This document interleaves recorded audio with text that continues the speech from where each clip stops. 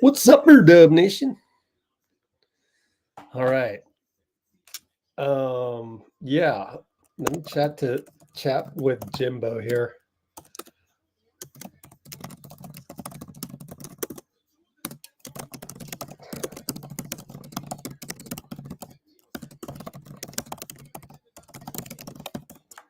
All right. So let's pull up the back screen.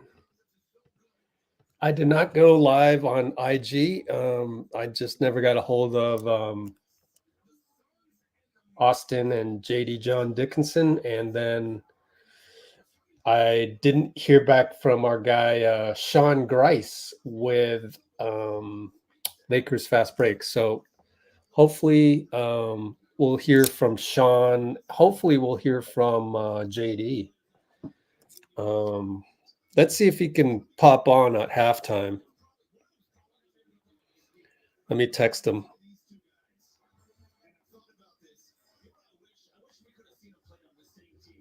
All right.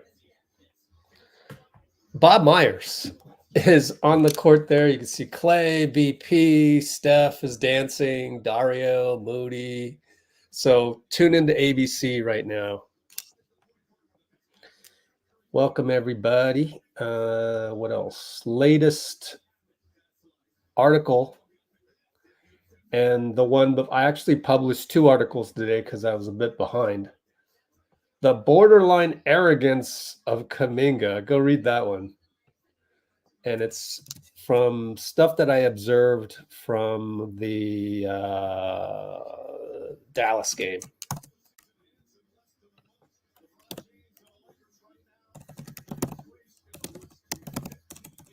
And let me put that in the description as well. Battle of the 9th and 10th seeds. Kind of embarrassing, isn't it? But, oh well, it is what it is.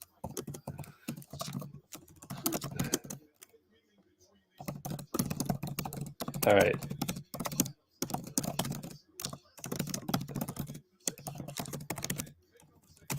All right.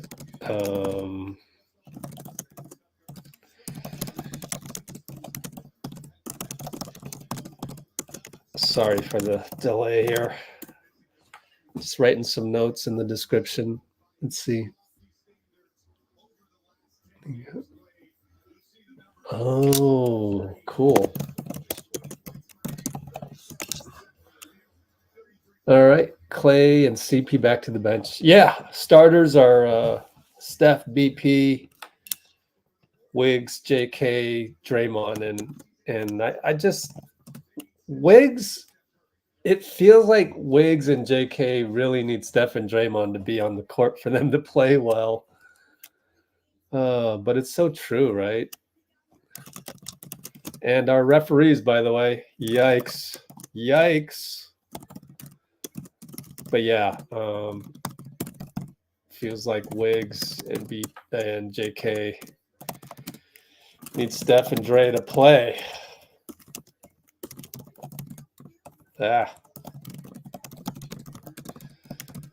And thanks to Ruckus to go look up the referees so I don't have to. We're at the 3:45 mark and we're listing out the refs. It's not good. Oh, David Guthrie. Marat Kogut and Mitchell Ervin. Yeah. Oh, Lord.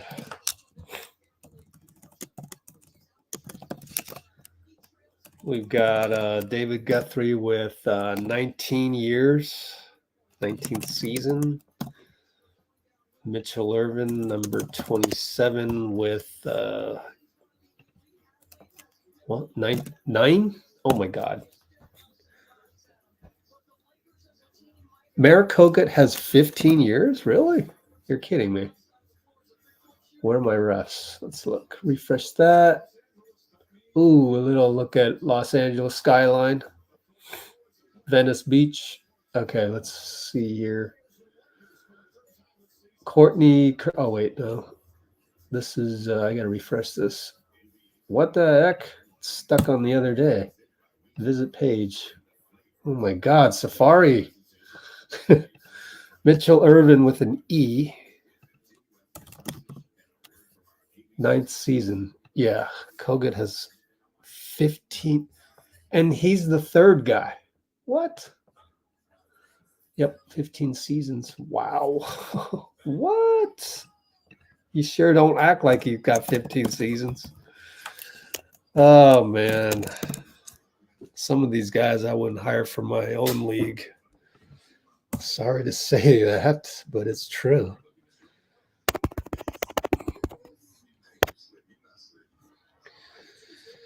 All right, everybody. Katie Boyd in the house. Chosen Minion in the house. Where's Bruce?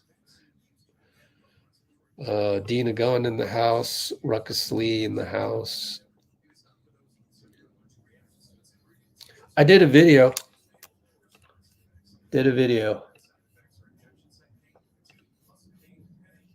Dallas, and it's got 500 views. That's it. 500. Sucks. So I don't know. I don't know what to do about it. Is it just because we lost and anytime we lose, we're just going to have sucky numbers? Or, oh, this sucks. We better not be a bad team for a while. Oh, gosh. Steph and Draymond need to stay healthy for me to survive. Good news. JD John Dickinson said he'll come on at halftime, so that's great.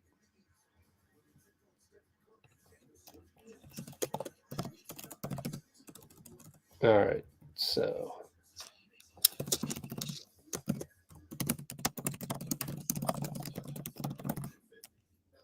all right, I'm going to send him the link. John Dickinson.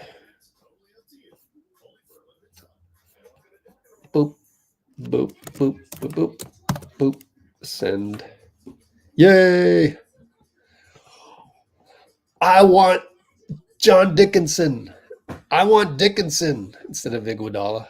I want Dickinson. Also, I put a new behind-the-scenes video right here. This one's a little bit more interesting. Has a lot of Aisha in it, just because she's been in the news lately. I found like 6 interviews that she's done. Okay, maybe it was 5. I found like 5 interviews that she's done.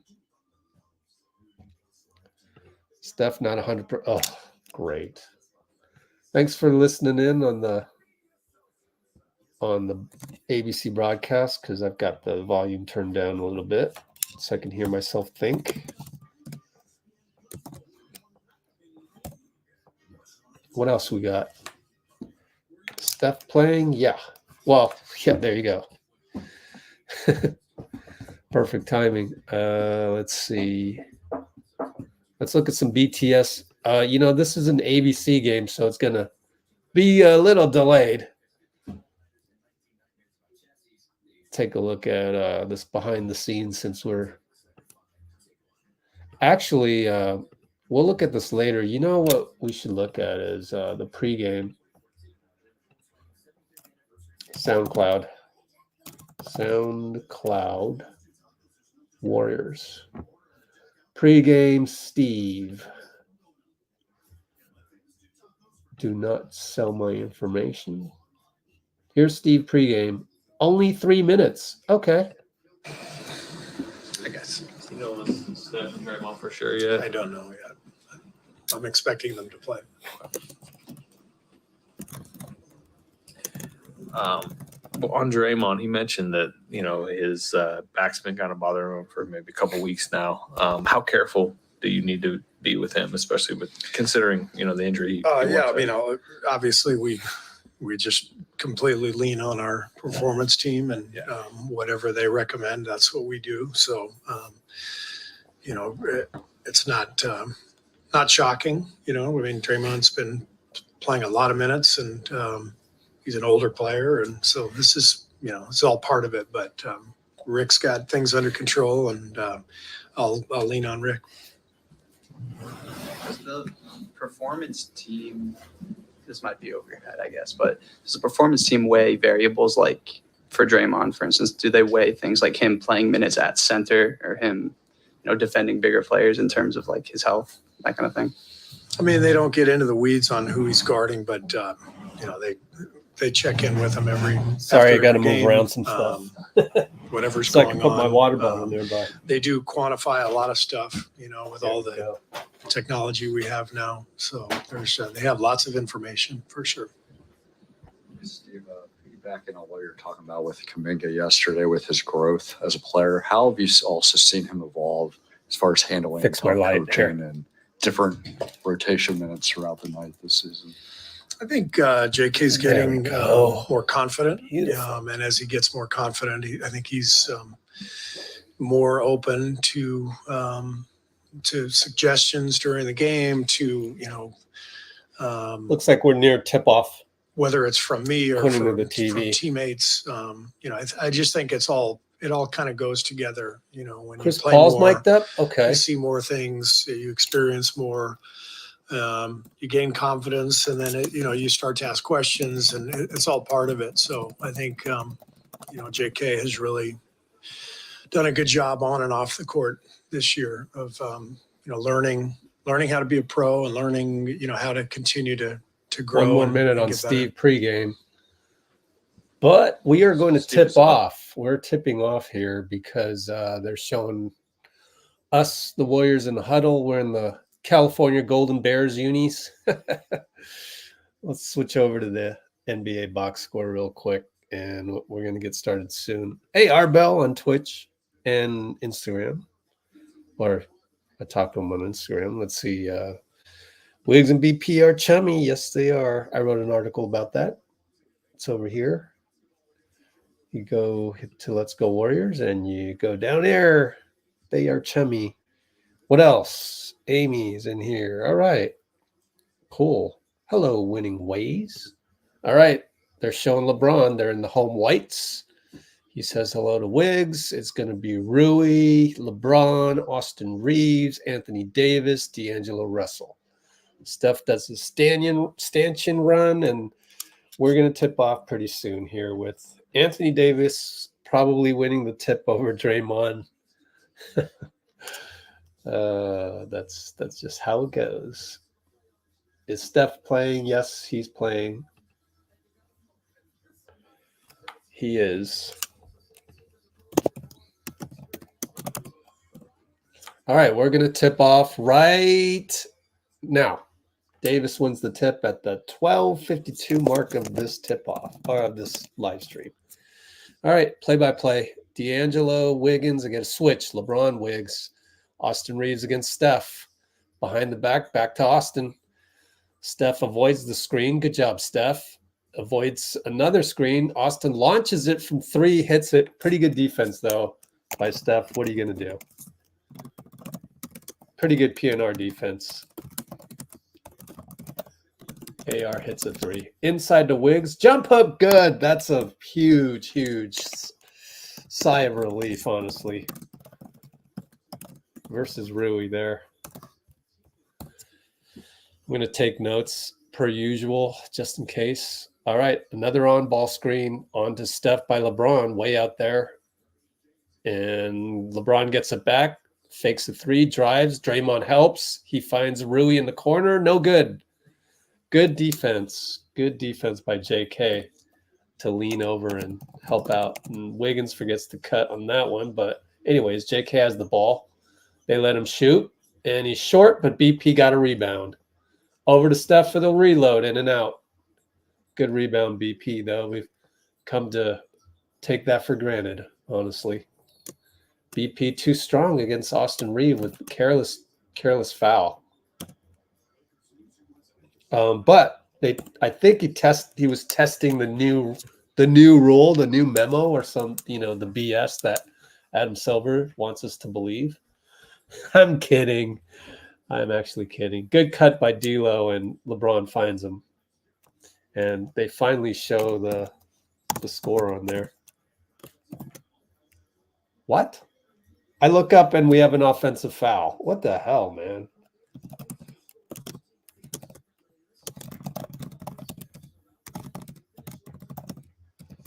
Wow, I thought the refs were letting things go. Like, I guess they're not. They're not calling it playoff style. Good Lord. Bad screen by Draymond. It barely touched him.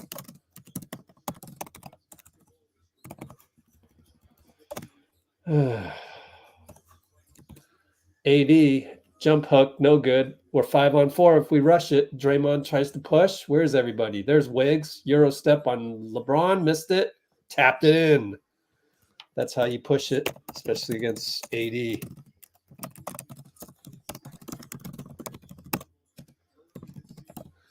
D'Angelo uses a Davis screen and banks it in. Okay. Draymond's mad about something. I'm trying to figure out what he's mad about as we get the ball to JK in the corner.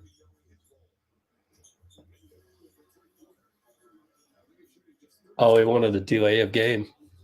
Kuminga with the 3. So it's 7 apiece. Corner, Austin Reeves.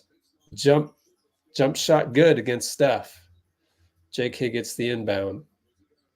Tries to push it on D'Lo. He's going to post up. LeBron doubles, but it gets tipped. So Draymond has it at half court. Over to BP's open. He does not shoot it. 10 on the clock. Steph against AD on that switch. JK now right side baseline, left wide open, and he hits it. Good job, JK. Good job hitting the open one.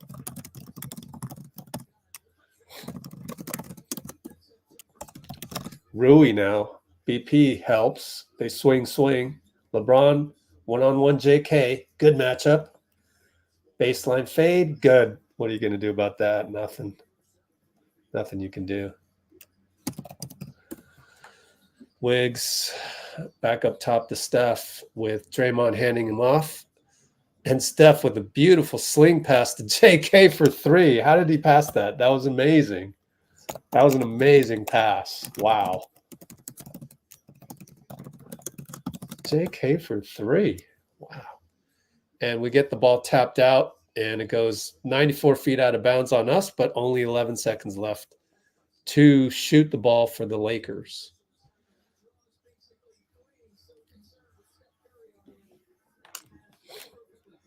Steph was trying to get his feet planted better on the hardwood after that play. Austin Reeves, turnover. Draymond with the steal, DPOY style. JK down the lane, finds Wiggins. Got to hit that one. You're wide open. He hits it. Yes. Thank goodness. Beautiful steal, though.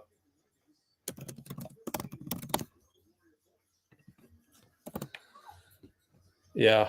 Mike Breen just said Wiggins and JK have all 15 of our points, which is great. AD, jump. Skyhook sort of against Draymond. No good. Great defense, Draymond, by the way. AD wanted a foul, but didn't get it. JK gets the handoff from Wiggs over to BP. Right post Draymond now against LeBron. Looking for a cutter? No. Now he's got to go JK in the corner. Now we're slowed down, really slowed down. But get the ball to Draymond for 3. Left wide open, no good. So quite a stagnant possession there.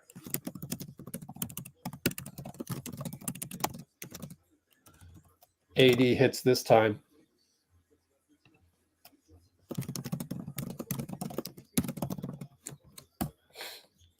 So it's 15-13 Warriors. JK drives and pops, and he did exactly what I wrote on the website. He drove on AD and stopped and popped. And LeBron's going to get a goaltending call. BP can't believe it. JK called for the goaltend. Huh. Let me watch the replay. Pretty fast moving pace. Well, LeBron got beat JK baseline. Steph turnover. Got triple teamed, and the ball went right into AD's hands. Austin Reeves misses a 3. So that turnover, inconsequential.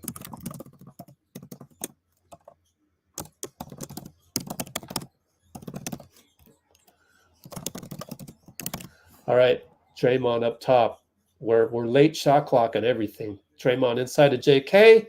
Oh, that's goaltending. They didn't call it. Unbelievable. Just literally unbelievable. Why do they keep missing these? It's unbelievable, man. That's 2 points we'll never get back. But Steph gets a steal. I guess we got it back in that manner. BP on the break. LeBron leaves him. Nope, he's stuck. Nobody's moving. Literally nobody.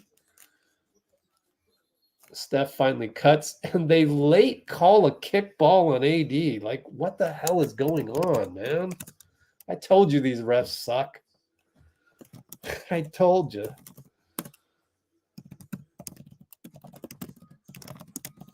We're going to take a timeout. Incredibly, we're up after all that mess. Because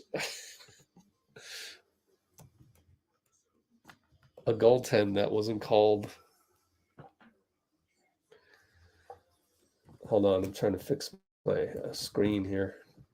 Don't know why. There's continual problems with this.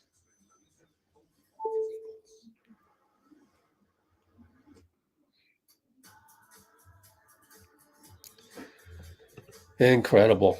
Incredible. It was an obvious goaltend. Maybe I should go back. It's going to be too late for me to record it for you guys, but pretty obvious to me.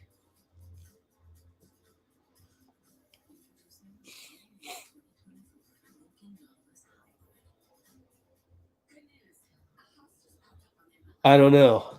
I got to watch it in slow motion. How do I slow it down? I don't know how to slow it down on YouTube TV.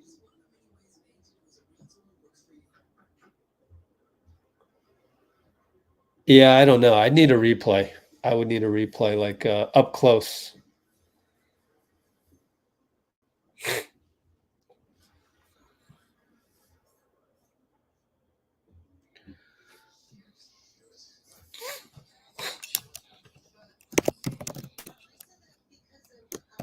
Steph's moving gingerly. Is that in your opinion or?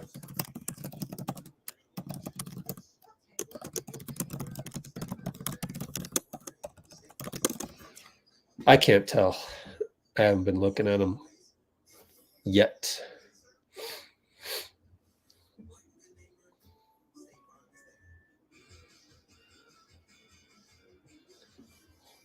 All right. So nobody reported that yet, but we shall see. He's moving gingerly. Let me try and, since these commercials are super long, try and look at Steph the last time he jogged down the court. See if there's anything I can notice.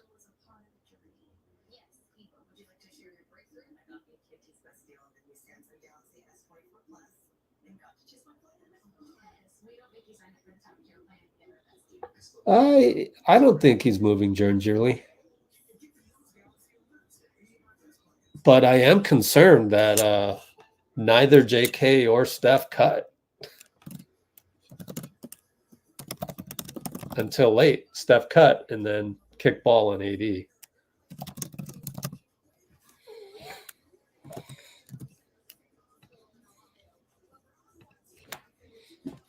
We're doing the PG-13 national audience thing of comparing the timelines of Steph and LeBron. It's so annoying, honestly. Like, oh, but whatever.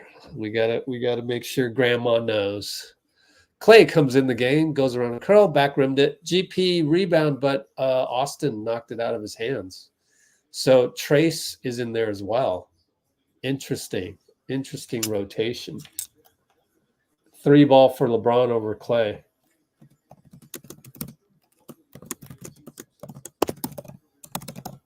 So you keep JK and Steph in there on the first rotation. All right, GP left open in the corner. He hits over AD. That is very critical. You got to make those. Okay, we got a clock problem, so they're going to re-inbound it.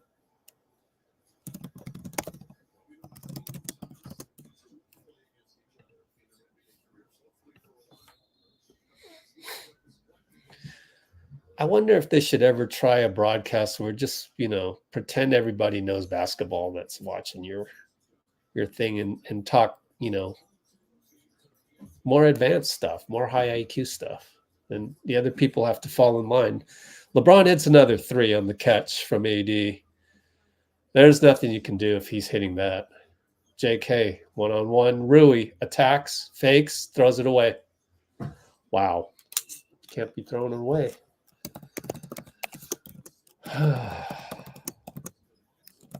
He had some nice fakes. And Reeves finds Rui on the cut. Let's see who fell asleep on that last one. Wow, that's Klay's guy. I don't know what kind of defense that is. Steph misses a jumper.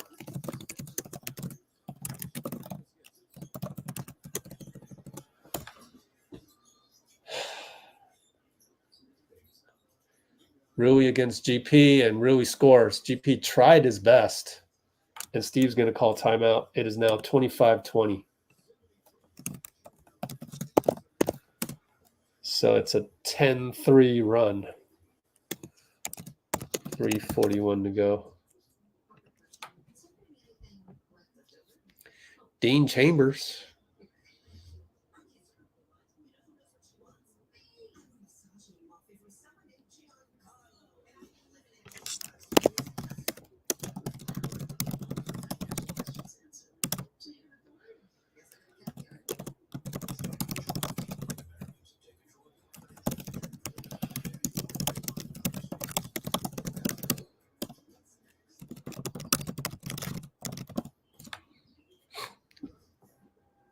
Yeah, that's the thing with goaltends. And I'm not sure if that was a goaltend. I would still need to see a replay. And again, that's something that a national PG-13 broadcast isn't going to care about. Everybody who plays basketball thinks that those possessions are important. So we would talk about it. And I, as the producer of the ABC broadcast game, would demand a replay of that from the cameraman. But that's not how they broadcast these things. And so we're stuck with never knowing if that one was goaltend or not. When I looked at it from the TV angle, it's very difficult to tell. You can't tell if it's like tipped on the way up or like it hit the backboard first. It's you know, AD's hand is like 1 pixel, so you can't really see it, right? So you need a close-up one, and I don't know what you do, because what do you do? Should you stop the game? And I think all 30 owners or all governors on the board of governors of the NBA would vote not to stop the game to check and see if that was goaltending. So unfortunately, we won't be able to look at that.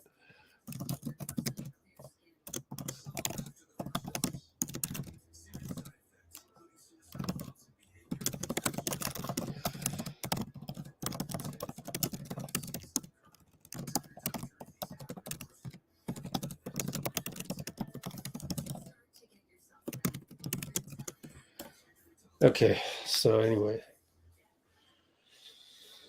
Yeah, it's a must win today. But really, we, as I wrote in the latest article, you can go check that out. Let's see. I think it was this article, actually. I have it all listed out here. Technically, we still need to win. If we lost tonight, we would need to win 4 out of these. As it stands right now, we would need to win 5 out of those. As it stands right now, we have the Lakers tonight. So if we win this, then we got to win 4 out of these 8. Anyways, we'll come back to that. Chris Paul's in the house. And BP came in. Klay with a tough baseline jumper. It's good.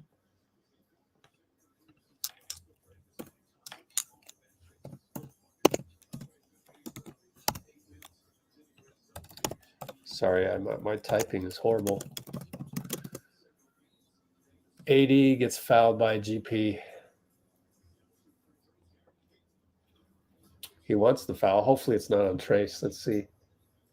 Yeah, it's GP. We've been doing a good job on fouls. Only 3 so far. I guess any more than that, it's probably not having a good night on fouls. Of course, we had the one on BP that was called on Austin Reeves, for Austin Reeves. GP's going to sub out. Who, Moody? We're going with Moody?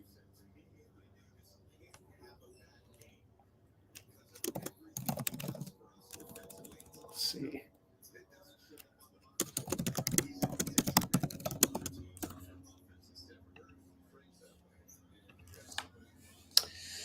Wiggins came in for GP2. I'm okay with that because right now, technically, you don't really need GP. You need him when LeBron's in there. Anyways, CP, pick and roll Trace, gets the switch over to BP, wide open, misses it. You got to hit those, man. AD one-on-one against Trace. Trace cannot stop him. AD gets hit in the eye. We're 5-on-4 if we hurry. Wiggs going strong over to Klay, wide open, hits it. There you go. The frailty of AD saves us. Good job by Wiggs. AD can't hit the jumper, but Jackson Hayes tips it over to Taurean Prince for 3. It's good over Brandon. Funny how Taurean Prince can make that with Brandon all over him. Wiggs jumper, no good. Bricked it. Oh, man. Here comes Dinwiddie. Over to Prince. Probably walked, but went over to Davis. Back to Prince in the corner. No. Thank goodness. Klay rebound. Over to CP. Left side. Pick and roll Trace. Here's the roll. Oh, we had him, but he maneuvers and gets a patented layup. CP. Keep doing that, man. Just do it. Banker CP. So the score is now down 5. D'Lo down the lane. Bricked it too hard, but AD goes over everybody to get that one. What happened? We get a switch there. There was no trace to be found. No trace of Trace. He jumped and AD powered over Wiggs. And meanwhile, Klay comes back with a 3 up top.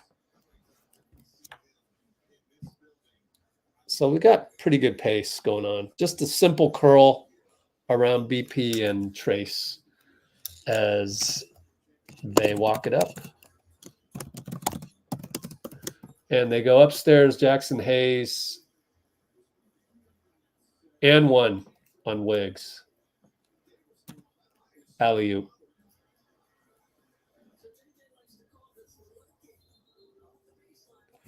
Let me replay that to see what happened.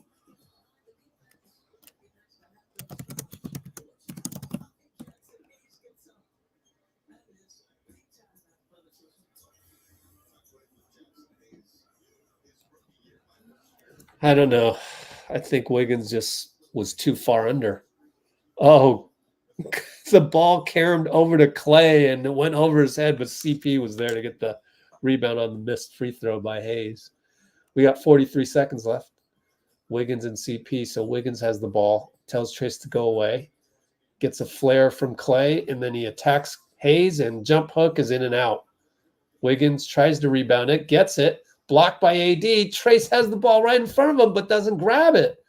Now they got a fast break.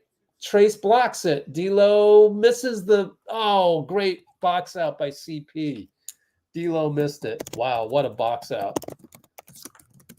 Trace in the middle, wide open. AD lets him go, finds Klay, fake. Short on the 3, Wiggs jumps, BP rebounds, 6 seconds. BP throws it away. I got the rebound in. Man.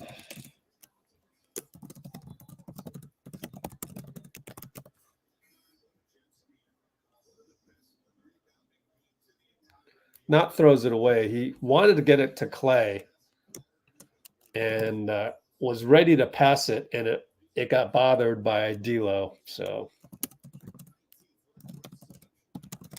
Austin Reeves comes in. As we have 3.1, they've got to inbound it from like 90 feet, or maybe it's 94 feet. Yeah, 94 baseline. There's Reeves, 2-1. He's at half court. Oh, hit the rim. Missed it though.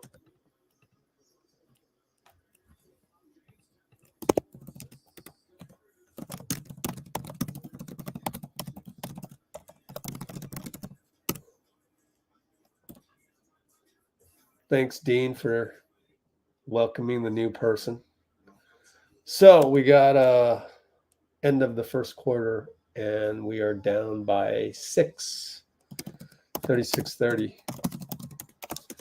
Well, let's see. We had the goaltend that we'll never get back, although we don't know if it's goaltend.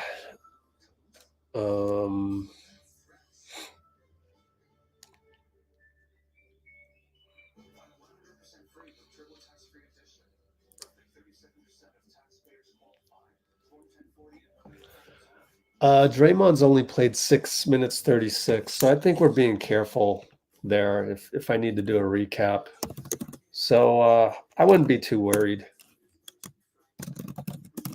I think Draymond's being saved for crunch time. He did sub in for the last defense there.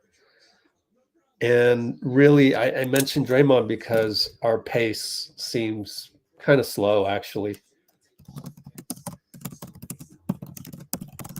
But he's only played 6 minutes. So you'd want him to play, like, hopefully the last 6 minutes of the game. Oh, cool.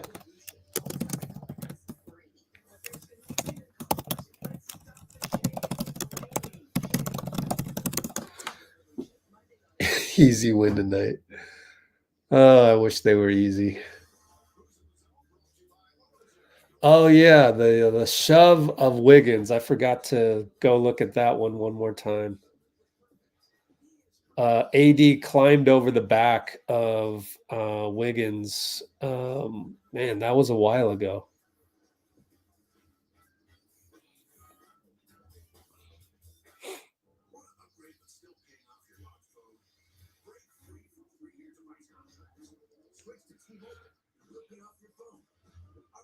See if I can find it. But Trace, great block coming back as well. Before that, I think it was.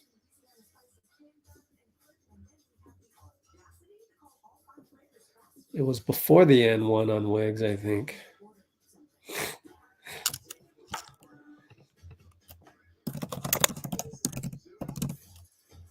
Yep.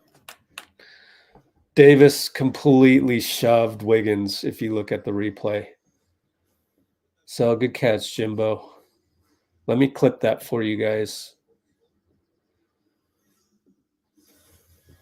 It's funny, like we're the team that doesn't really have any big men, and they're calling that stuff on us. Feels like a Chinese tournament that I'm at, something where you always feel like it's rigged.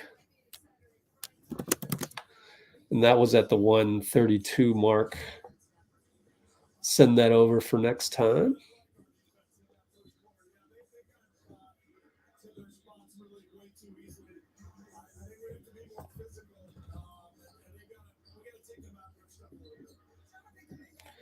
Let's airdrop that. Meanwhile, Klay on the left side gets a foul call. Easy fake against Christie. Welcome to the league. Is he a rook?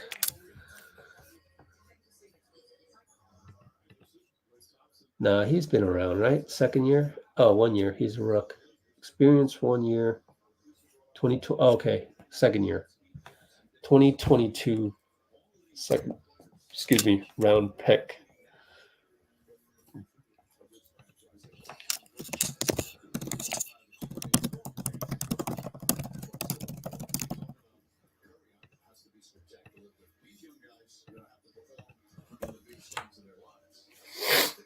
All right, so Klay hit the first one. Hits the second one. Good job, Klay. Playing well off the bench. All right, he's got the LeBron assignment. Here he goes. Over to D'Lo. Fake handoff. D'Lo on BP. Pulls up from 3. Hits it in his face. Jeez, man. Yikes. Has D'Lo been doing that in the last week or something? Man, what are you going to do? CP and Klay. Klay flares. CP shoots a 2-ball. Short. Trace. Jump. Nope. Tipped it twice. Over to LeBron up top. And he's on Trace now. And Tarian gets the ball back. Trace is there to disrupt Jackson Hayes. Good job, Trace. Draymond rebound. Klay around the curl of Chris Paul, and he lasers it in for 3. Splash. Way to go. Laser it in, Klay.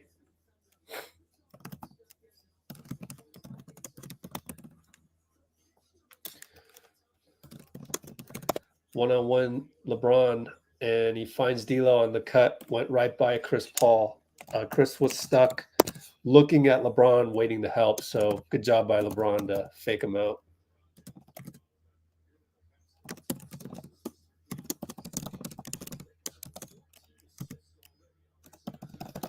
Klay one-on-one.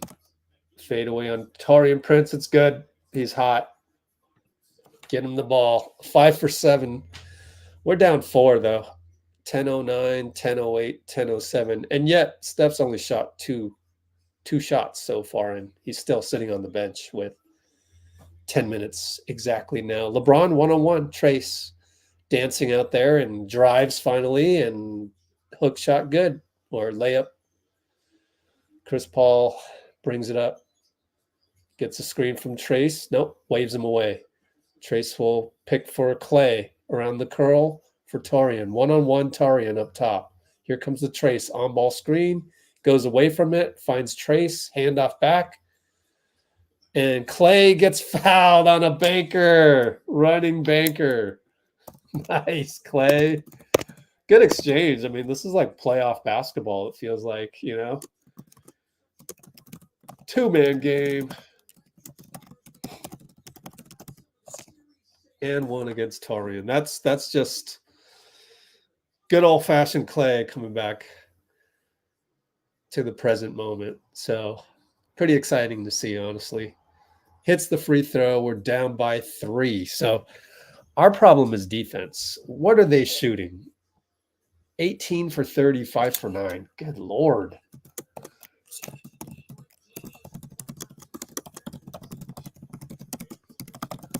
All right, they get it to Christie, who goes right by Chris, and Trace is there to block another one.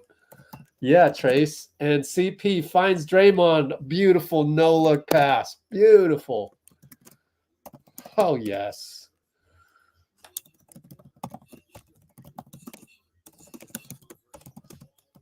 All right.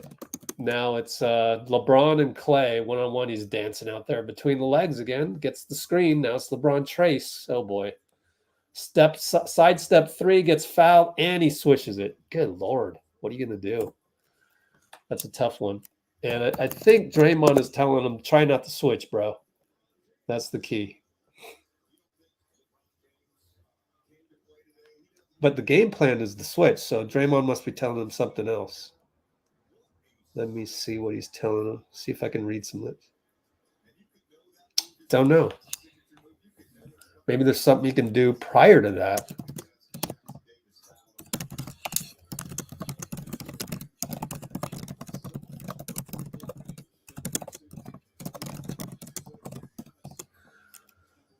All right, so we're down 5 again. Klay around the curl. Shoots a 3. Short.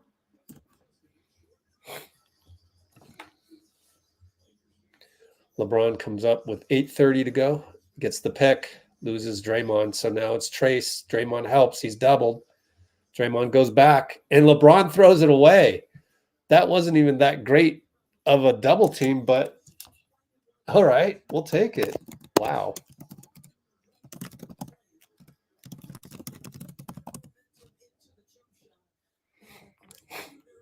Shockingly, he didn't get the ball to Jackson Hayes.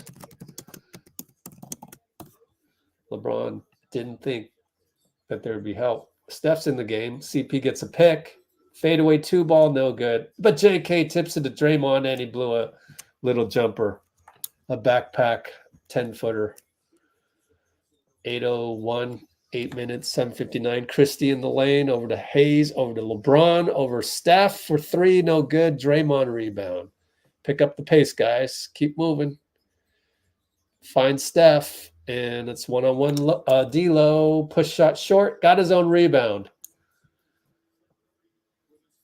I'm looking at Steph, and if anything, I would say he's not running gingerly. That's a foul on CP against D-Lo. Steph doesn't like that call. And it does stop the pace a bit.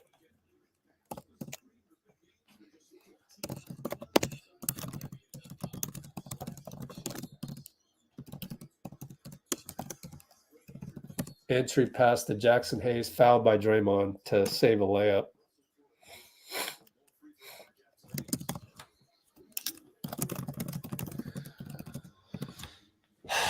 I wonder how bad a foul that was on Chris that one time. So I don't think Steph is necessarily gingerly walking, but perhaps the ankle is kind of affecting the fatigue. Wow, that is a total ticky-tack on CP. Wow, man, ticky-tack.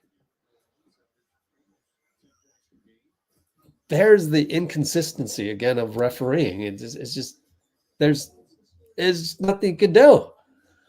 It's a crapshoot every time. Down by 4. JK against Hayes gets the screen from Steph. Oh, air ball on the layup. He wants a foul. Well, I don't know.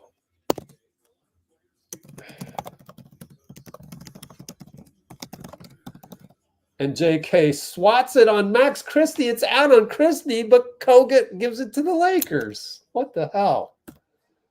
Oh, my God. Let me watch the replay. Oh, there's the replay right there. It's off of Christie. I think you got to challenge that, Steve. He doesn't challenge it. I don't agree with that. You're down by 4, and the momentum, the pace isn't your way. And you got to send a message to Kogut, like, get that shit right. But I'm wrong because there was a 3-second violation on Hayes. So come on, Kogut. Good Lord, I knew he would screw up.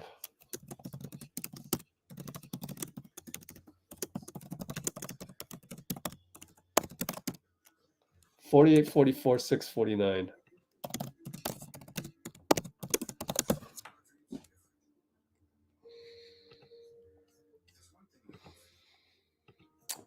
Crazy. Just like, let me review that one. How many is that? That's 3 of them. We got the I've got to go back and see if JK was fouled. I mean, this slow motion replay is pretty obvious, right?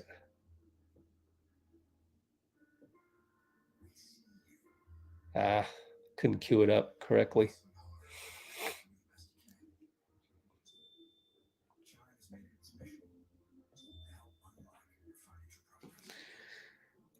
Let me make sure the JK block was off of Christie. Hit his shoulder, right?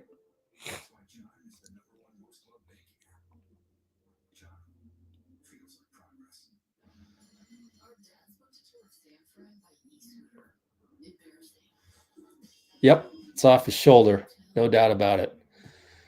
And then the JK drive.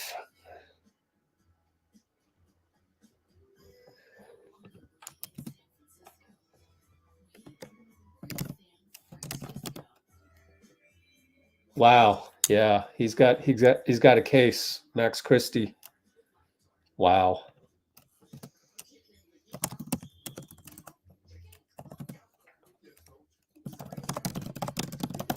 Let me just clip both just in case for halftime.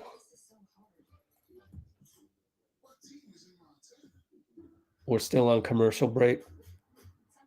That's the advantage of national game. Oh my God. Just hacked on JK there. I mean, did he get all ball? I mean, I don't know, but like if I'm watching this from this angle, Draymond is arguing with Mitchell Ervin, who does nothing.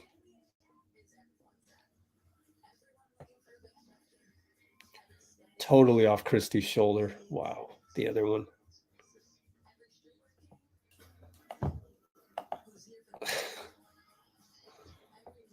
I would have challenged it and I would have won, but then I'd be down to no, I'd still have a challenge. I guess technically Steve still has 2 challenges. But anyways, let me airdrop that for you guys. We can look at the foul by Christie on JK a little bit more later too.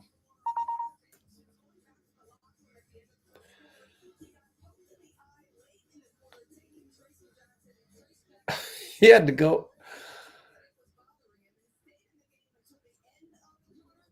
It looks like AD's eye is swollen there.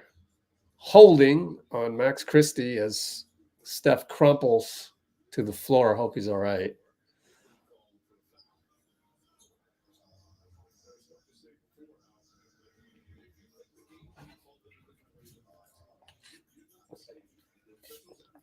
We'll talk about the whole game being called differently in the last month.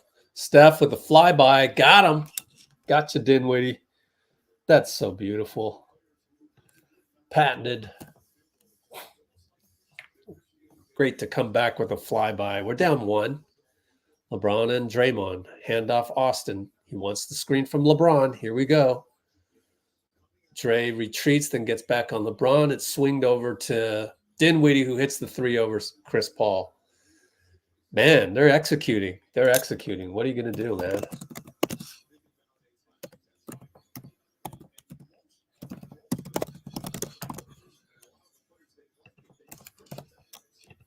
All right, inside to Wiggins. One-on-one Roye. Beautiful spin and almost made it despite it hitting high off the backboard.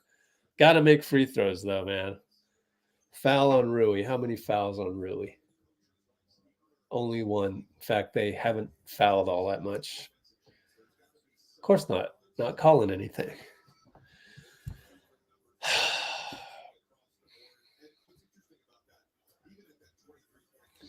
Trace Jackson Davis is coming in again for who? Wait a minute. For JK? No, for Draymond. Draymond came out again. 6:03 mark. Man, does he want to come out? Wow, holding again. They finally called it. Dinwiddie. Hold on Steph coming around the JK screen. Very obvious. Come on, Dinwiddie. Stop it. That's 2 fouls on Dinwiddie. And we've got we're in the bonus. So great job by Steph. Get a free trip to the line.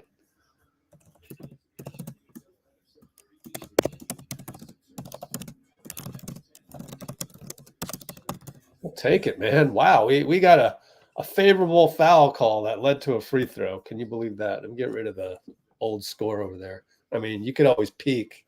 If you want to be spoiled, just go up here. Look at that score. Steph hits. Wait, did he miss one? No, he made both. Yeah, we're down by 2.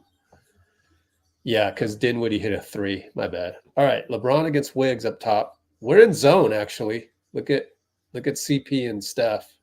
Yep, we're in zone. And LeBron will attack. Lefty, no good. Trace tipped it. They're going to give it to Kenny Atkinson is up off the bench, either pleading to the ref or pleading to Trace to catch the ball next time. I don't know. Austin for 3, short. Finally, they miss one. What's their 3 percentage? I mean, it's nuts tonight. 7 for 13. And we're playing pretty well. And JK gets the ball inside. Attack him now. Attack him now.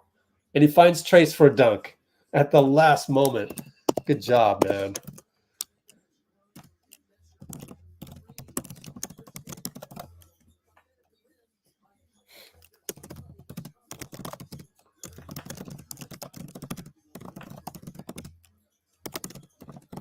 All right, 101, LeBron, CP, JK shows.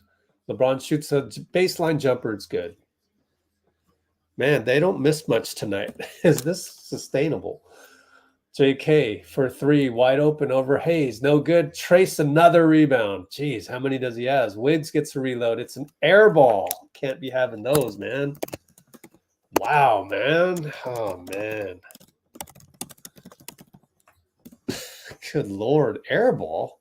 LeBron and Steph in the baseline. CP comes over. They swing it around the Rosie, and Rui will get a dunk as he took his time and then surveyed the situation and decided that the dunk was the best way to go against Trace, as Trace did not commit. He didn't want to leave Jackson Hayes. It wasn't really. No, he had him one-on-one. He just got beat one-on-one, plain and simple. So it is 55-51, Q2 419. Kind of a slugfest kind of thing.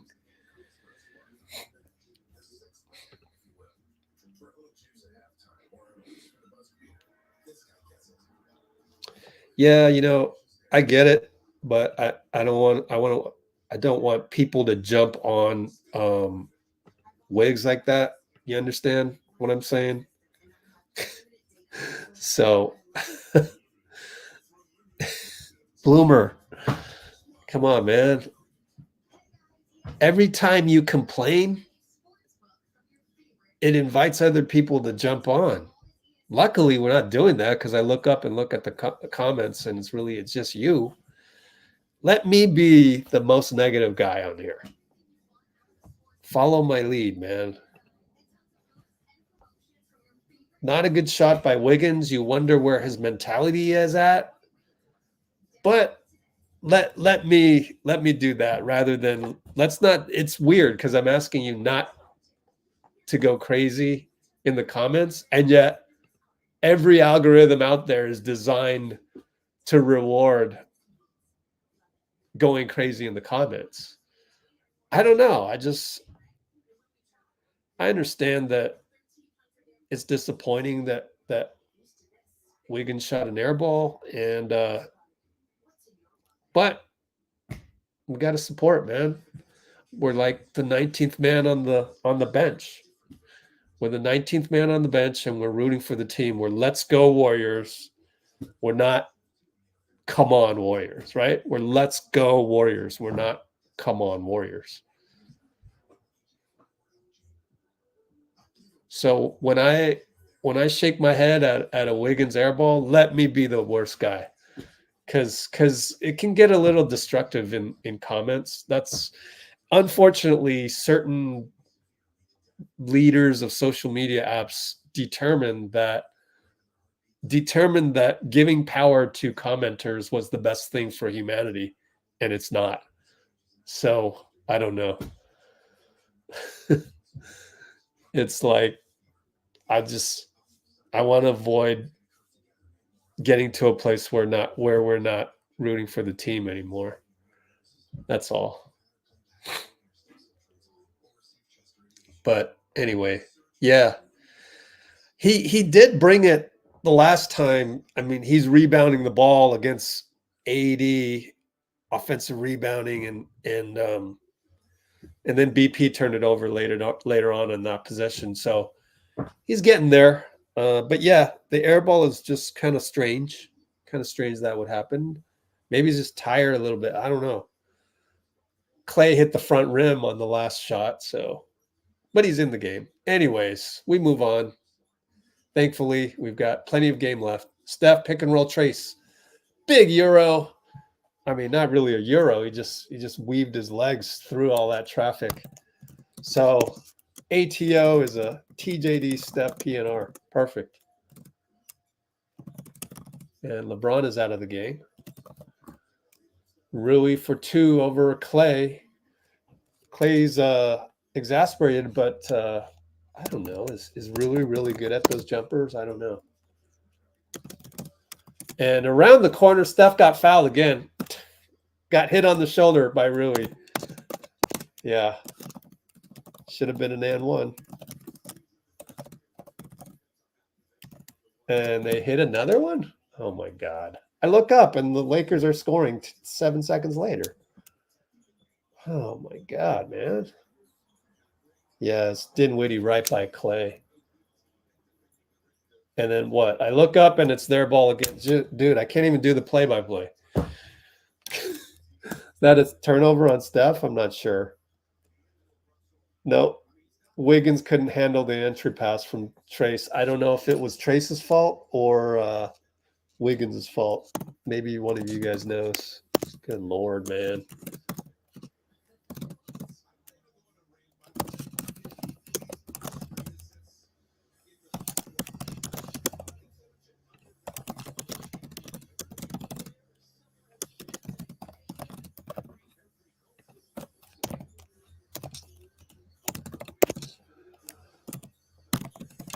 All right, Rui again, jumper good, and they're just killing us on every, like,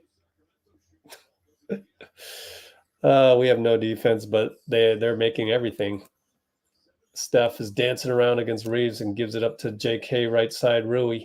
Klay comes around the curl, missed him, but he was sizing up going downhill. Finally, we got an and one. JK finally got a call. Talking to the bench. Draymond also talks to the Laker bench.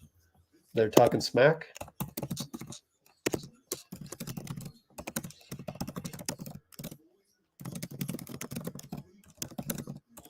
All right.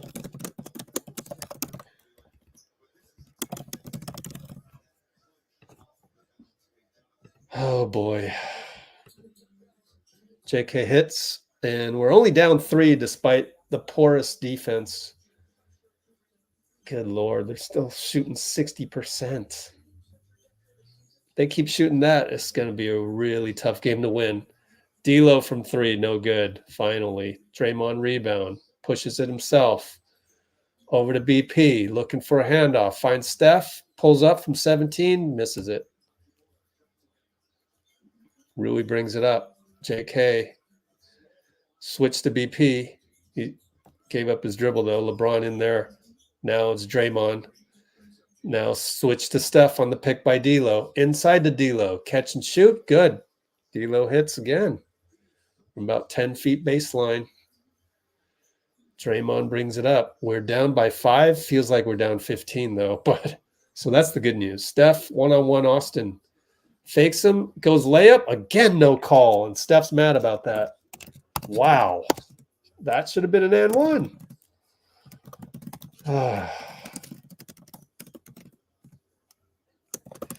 They miss. D'Lo missed the 3. JK brings it up. Wants to go downhill, but LeBron backs up. And he attacks Klay. Finds JK, and Taurean Prince is going to steal it. And the alley-oop from Austin Reeves is a bad pass, luckily for us.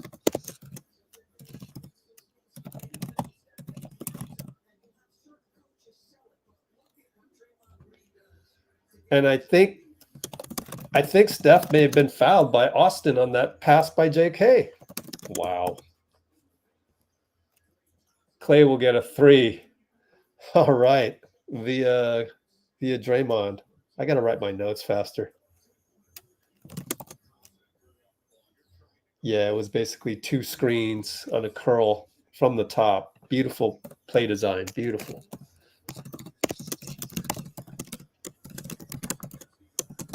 All right, one-on-one LeBron, fadeaway, no good. He's on BP. I'm surprised he went with the fadeaway, but I'm glad. And it's an alley-oop from near half court on the break via Draymond to JK. Amazing. What a play.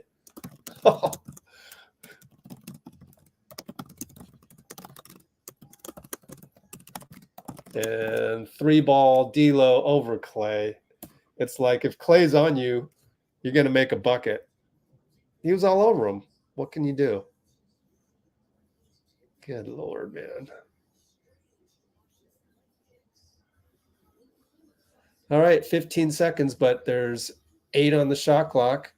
Pick and roll Draymond and JK tic-tac-toe dunk. There it is. We're up by 1, amazingly, with 9.3 left. Incredible. Tic-tac-toe. And LeBron 101 JK fouls him, throws it up, but it'll be on the floor anyways. Hopefully we had one to give. Bonus light is not on for Lakers, so hopefully had one to give.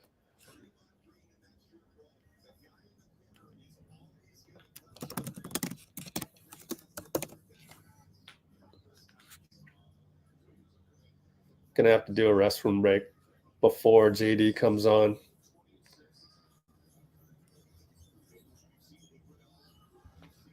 And then here's the inbound to Austin against BP, 4-3. Shoots a 3-ball, no good. So we'll take a 1-point lead. That's amazing. So we stuck with it.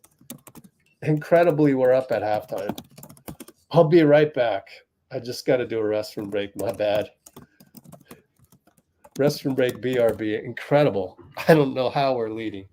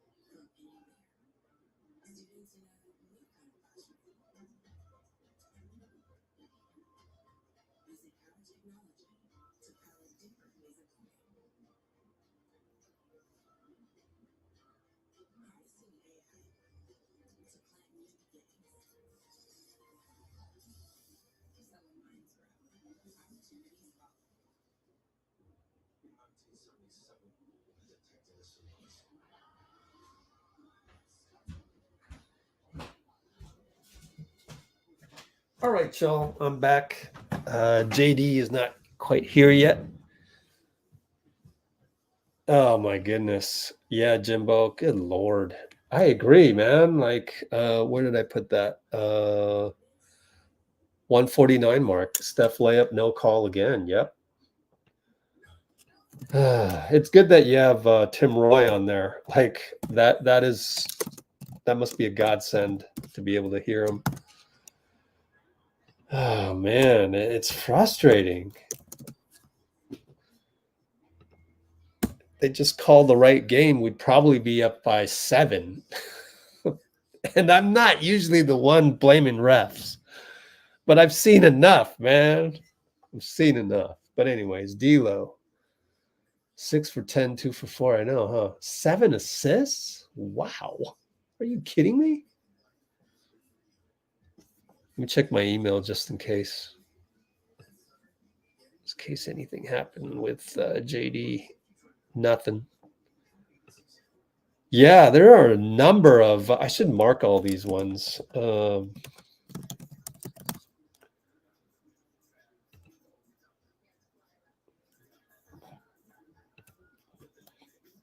There's one at the 3:38 mark. Let's see.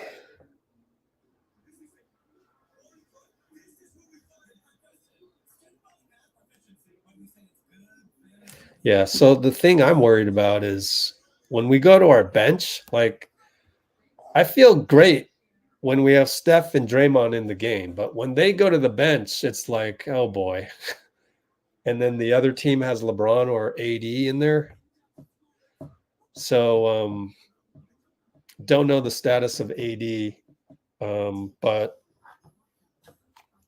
let's check Twitter. Check Twitter for the status on AD. I got a whole bunch of Laker beat writers I'm following.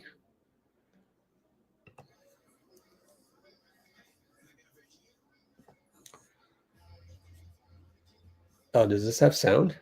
No. That's the Warriors social. Man, let's just look up Anthony Davis. Go to Hoops Hype as well. In the locker room for the entire second quarter. Okay. Somebody DM me? Or was that myself?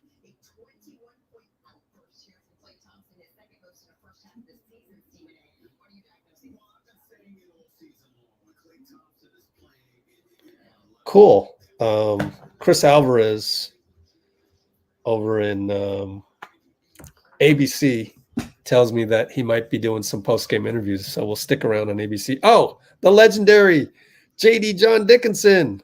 Hey, what's going on, Rich? How are you? Can you hear me all right? Yeah, I can. Okay. How are you, man? I'm doing well, man. Yeah, no AD in the second quarter, and the Warriors got the offense going a little bit more. Had a good offensive first quarter, but really got it going in the second quarter. Klay Thompson stayed hot. Kuminga, after he got off to a hot start, they started finding him on the lobs. And then Steph and Curry got going. Didn't have any points up until about the 8-minute mark, but then had 13 in the final 8 minutes. So generating stops has been a little problematic defensively, but all in all, a good flow to the game, a good pace to the game, ball movements there. Pretty high level first half between the 9 and 10 seeds in the Western Conference. Yeah. Hey, real quick, let's smile at the camera real quick. Let me get the screenshot. Ready? All right. There you go. When we look at the box score, you see the Lakers hitting 60% and whatever ridiculous percent it is from three. Is that more them hitting shots, or is that something with or I shouldn't say I mean, we're Let's Go Warriors, but with the Warriors defense? No, I know what you mean. No, I think, look, some of it from 3-point range, I think is the Lakers being a little bit hot. I know they've shot the three better this year than they have in years past, but I look at them, 8 of 17 that's a little over the top, I think, for them. Now, that being said, I think the Warriors, also have a difficult time, keeping the Lakers out of the paint. That was really the thing in the second quarter, that the Warriors started getting into the paint. They actually have an advantage in the paint. They were minus 10 in the first quarter in the paint, and they have a 2-point advantage now in the paint. And that, I think, is a direct result of Davis being out, to go back to that briefly. But no, I think some of it is just hot shooting, but the Warriors are hot shooting. I mean, Jonathan Kuminga came out, looked like Klay Thompson in his prime at the beginning of the game.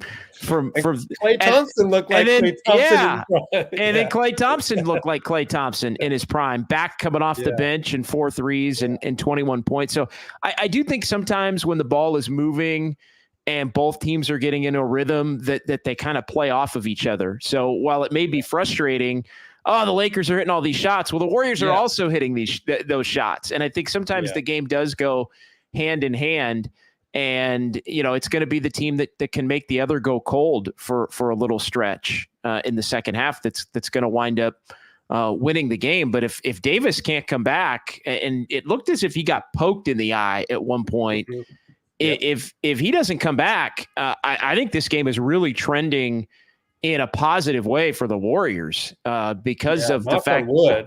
But we'll see. And obviously nobody wants to see anybody get hurt, but it does kind of feel like a difference maker, just in that. The Warriors put up 30 in the first, 37 in the second, and again, the points in the paint, when you look from quarter, it was 14-4 into the first quarter. So my quick math on that, 14-4 Lakers into the first quarter. So the Warriors had a 20-8 advantage in the paint in the second quarter, in addition to being hot from three themselves, 9 of 16 to offset the Lakers 8 of 17. So if AD doesn't come back, Rich, I think this is a game the Warriors can win, maybe just with their offense and a few stops here and there. Yeah. But let's say AD does come back, it just feels like, I mean, Trace did a great job of helping out, even on fast breaks, ran back, got a block. And, but yeah, it's just, I have concerns when AD's in there and then Draymond's not in there in terms of like the switching and things like that. But what's your take on dealing with the Lakers size when they're whole? Yeah, it's really got to be Draymond. I mean, there's certain lineups that the Warriors can put out there. I know, again, it's something that Warrior fans get a little bit frustrated with. But if Draymond's the starting center, that means Trayce Jackson-Davis is the backup center.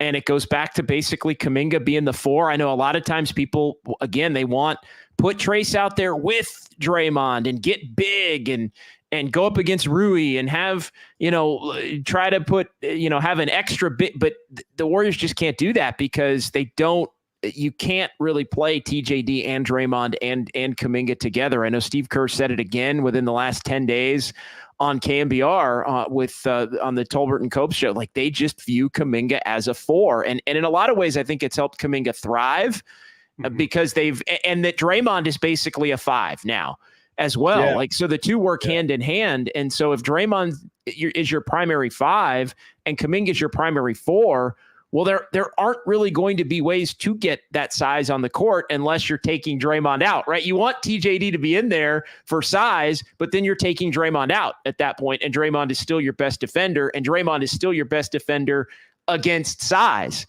So it is a little bit of a catch-22.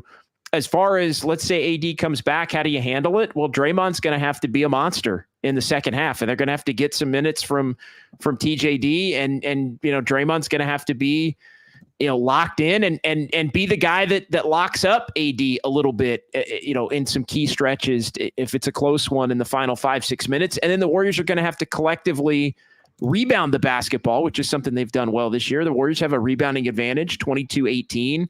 A slim one, but an advantage nonetheless for their lack of size. But why are they winning the rebounding battle?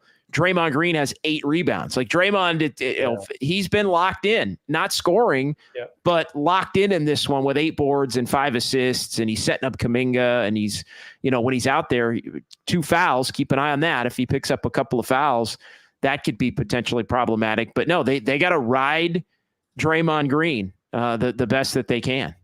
And he provides the pace. And now that we're talking about the pace, let's look at the flip side, because I think the Warriors actually did a pretty darn good job with the slow rolling with the CP, Trayce Jackson-Davis, Klay Thompson set. Yeah, no, I think you're right. No, I think they did. And so, again, that's something that'll have to probably, continue in the second half if the Warriors are going to win this game. And there's a couple of ways of looking at it, right? It's, you're up 1, you've had to make 9 of 16 from 3 and have Anthony Davis basically miss an entire quarter, but you are up 1 and you have withstood a really good offensive half from the Lakers. So, I think you got to feel good. I mean, this is basically a playoff game for the Warriors. I mean, if they have any shot at moving up out at whether it's 10-9 or even up to 8, they really have to find a way to win this one and try to get some kind of an edge on somebody as far as a season series and a tiebreaker goes. So this is a huge second half. And this is probably the best the Warriors have played, at least offensively, against the Lakers for a consistent stretch that I can remember. I know there were a ton of points in that double overtime game a couple of months ago, but Warriors have to figure out a way to win this one down the stretch, and then we'll see about Davis. I was clicking here as I was talking, but I haven't seen anything from the Lakers media relations officially yet as to if he will not be coming back. All right. Well, thanks for your insights, JD. Thanks for having me. How was your Saturday show? Yeah, great show today. Just Dubs on KNBR on the YouTube, Twitch, and Twitter stream today due to some Giants conflicts. But we're going to be back at it on the radio as well. So yeah, really had a nice show with Greg Silver. will be on after the game as well. So I know for any of your folks at Let's Go Warriors, I know they're going to be watching you because that's what they do. But you can always go back and podcast Dubs OT tonight after the game via KNBR. You can go back and watch it on YouTube or hell, stream them both. Stream them both and comment both. Right, get the iPad going and the laptop going, or the phone going and the computer going, and watch both and comment on both. And let me know what Rich is ranting about in the KNBR chat tonight on YouTube. Well, yeah, I thought the Warriors had a few and ones that could have been called. So there was a little bit of that, but I don't generally go off on that tangent except for the odd dynamic of the Woj saying that the NBA, it was like they had a memo, but they didn't have a memo. Right. Did they have a memo or what? Hey, it's just like, oh my gosh. Hey, Warriors +2 at the free throw line. Both teams shot 6. So the Lakers did not live at the line. I know Warrior fans always think that there's a couple more they don't get where they should be going to the line more. And I think that's fair. I'm kind of with you tonight, but 6-6. And that's been something. That's true. That's been something that's been an advantage. All right. Looks like Slater is reporting somebody helped us out on Twitch. Jackson Hayes is starting the second half. So, hey. All right, JD, appreciate you, man. Catch you soon. Thanks a lot, Rich. Take care. You too. All right. The legendary JD John Dickinson. Only thing I'm going to rant about are the referees pretty much. Let's change the screen to have that. And I think Dean is Dean Chambers. Are you at work today? I think you're at work. It's a Saturday and it's evening time. So yeah, but glad to have you in the chat.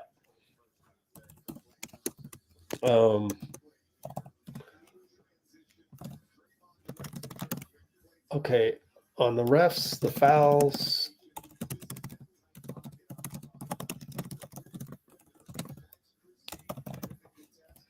All right, then.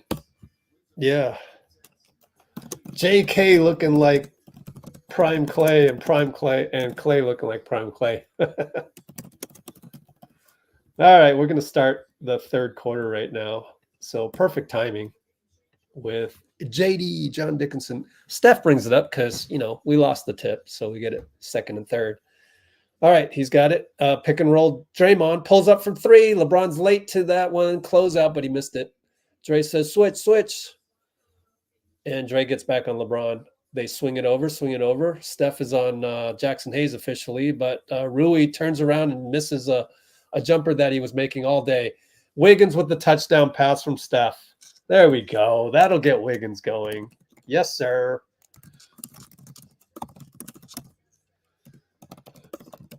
And we got Austin against Steph. Here comes D'Lo. Nope. Yep. He has the ball. Pick and roll. Draymond is there to show, and perfect pick and roll handoff. Basically, they didn't have to switch. D'Lo short. Yeah, perfect pick and roll by Draymond. And Steph pick and roll Dre. Jump. Oh, floater no good. One-legged shot no good. Oh, and Rui Euro steps right by Brandon. What can you do?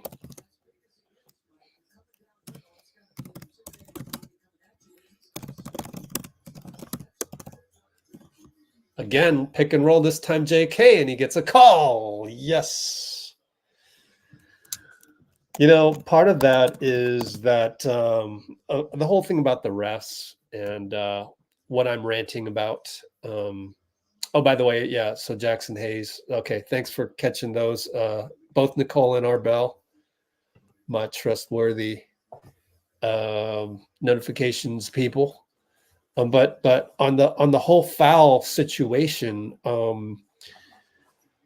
you win the half by 1. Who cares? So there's always that. If I go back to my coaching days, I'm mad at the refs for not calling this and 1 and that and 1, but we won the half by 1. So at that point, whatever. I stopped complaining.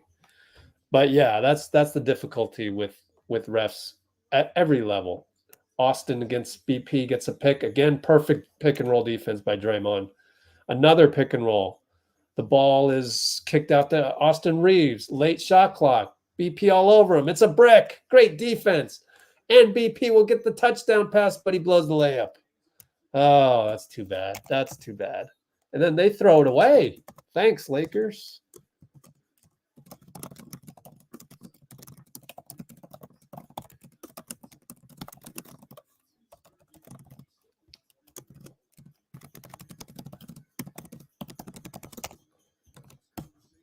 All right.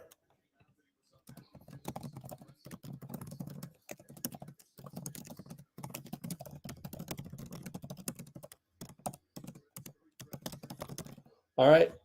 JK inside to Draymond. Shovel past Steph on the curl. Short on the 3-ball. And this is when, you start going, hey, 2 balls are good too. But it was open. It was Steph. Greatest 3-point shooter in the history of the game. D'Lo misses a 3 from the corner. Finally missed. BP brings it up. Over to JK. Right side. Pick and roll Draymond.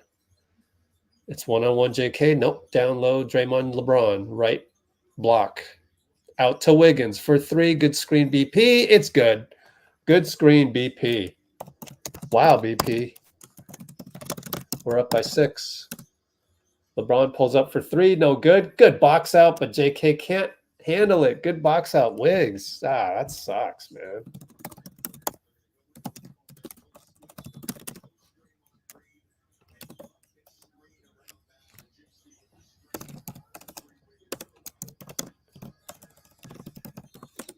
Now it's a foul on JK against Jackson Hayes out in the perimeter. Really no need for that. But it's I think it's on a screen.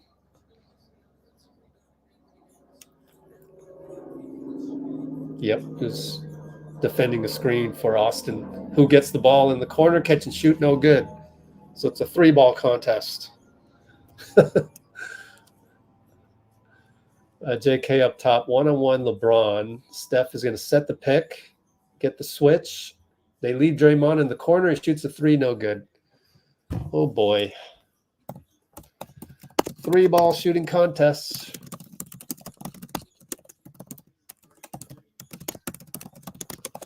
LeBron, high post over to Rui, over to Austin. Back to Rui, corner 3, no good. It's a 3-ball contest. Wiggins rebound. Next team that gets a layup wins. Let's call it that way. Wiggins out to BP. Fakes a 3. Drives on LeBron. Over to Draymond. Extra pass Steph. Flyby. Rui closeout. Short. BP rebound. Same team, JK. Be careful. BP fouled. Wow, BP. And that's why you got to play him. What a rebound, man. How many 3s in a row is that by both teams? That's freaking nuts, man. Alley-oop. Oh, man. BP to JK. He just didn't time it right, or it was too high. I don't know. Jackson Hayes inside from LeBron out to Austin against Steph. Look at the way Steph defends the pick and roll. Just beautiful. But anyways, he did get switched onto BP, but BP's all over him. 6 on the shot clock. And Austin goes inside to Draymond. No good. Great defense. Great box out BP. Steph, 94 feet later, finds JK. Reverse layup. No good. Wanted a foul. Isn't going to get it. Draymond hustles back. And Jackson will charge on BP. BP is playing freaking awesome. And he's laying down, taking his time. He's exhausted. BP, my man.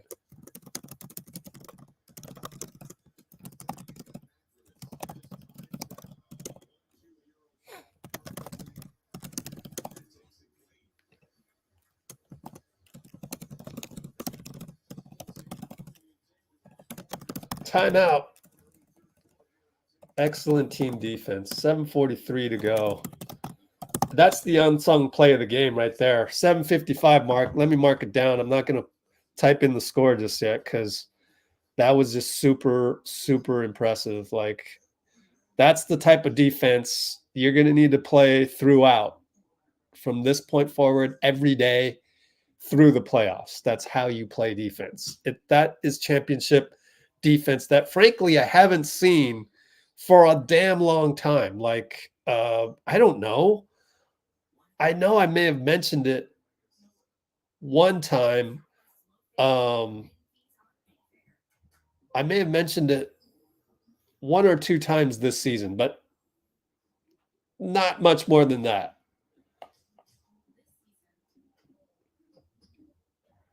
And I can see as they show BP laying down on the ground, JK is over there talking to the ref, complaining, but I'm okay with it. I've come to grips with it. I wrote about it. It's right here. The borderline arrogance of Kuminga. At least he cares, right? That's what matters. All right, let's take a look at this one. We got to take a look at this championship level defense. Finally, I didn't know that it was possible. I can't lie. I was a little bit concerned that we weren't able to play championship level defense. So let's analyze this really quick. This is beautiful. We haven't seen this in so long. I can't even recall, but yeah, let's take a look at this. Watch BP, first of all. Excellent on-ball defense. Goes in, and then excellent help, right? There's Draymond. Draymond switches over beautifully, seamlessly. Fadeaway is no good. And look at the box out by BP. Send this tape to every draft pick coming in. This is how you box out. It's just beautiful defense by BP. And then a few seconds later, takes a charge. I mean, good Lord. This kid. Yeah. This kid. Yeah, it's like Manu being out there with Steph and Draymond. You know what I'm saying? Like, wow.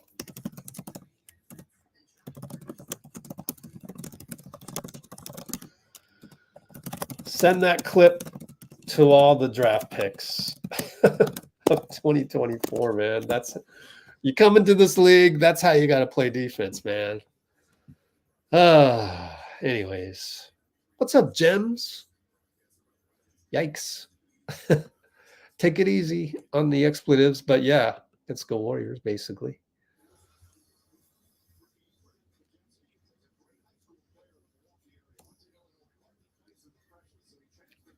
Let's see what's going on. Nicole predicts Anthony Davis will be back. Hey, Pinky, what's up? All right, go Klay. Is Klay in there yet? No, we stay with our starting five.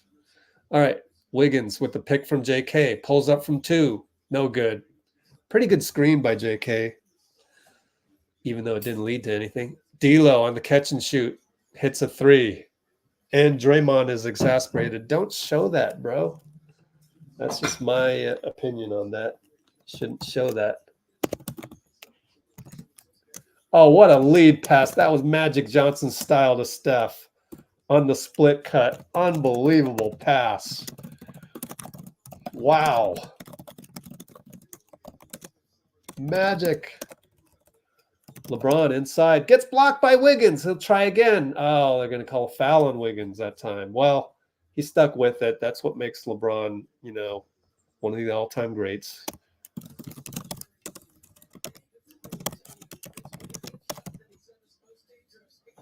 What a play. They had the reverse angle.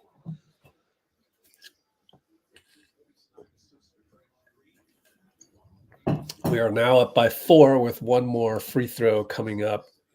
And that's the thing is you look at both these teams, right? You look at the standings. We're 9 and 10. I just like we're just stuck at 9 and 10. I mean, can either one of these teams go on a winning streak? Perhaps. I know that if we play defense like BP did and that team defense, if we keep playing like that, then I'm really confident that we can go on a streak.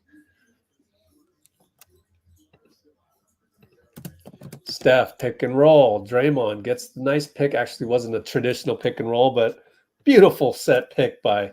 And they point at each other after Steph hit the runner. Beautiful stuff. GP gets a deflection. We're down to 11 seconds as D'Lo gets it at half court. D'Lo runner, no good. BP jumps and Draymond will get the rebound. Over to GP2. Oh, he blew a layup. Oh, man. Oh, God. Oh, man. You got to mark that down just in case. Shoot, man. D'Lo around the corner of Steph. Reverse layup, good. Damn it.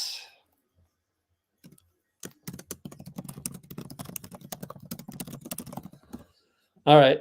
Swing over to Steph. Oh, he hits a goat shot. 3-ball over D'Lo all over him. So that'll demoralize D'Lo. I mean, that's what goats do. Like, oh, you hit a really good shot, huh? Or you got me. Let me get you back. Who did they got? Is it JJ Redick on the call? LeBron on the pick and roll. Throws it, and Draymond's, oh, wait a minute. Holding? Oh, my. Challenge this, Steve. I heard another whistle, so I hope it's not a tech. What?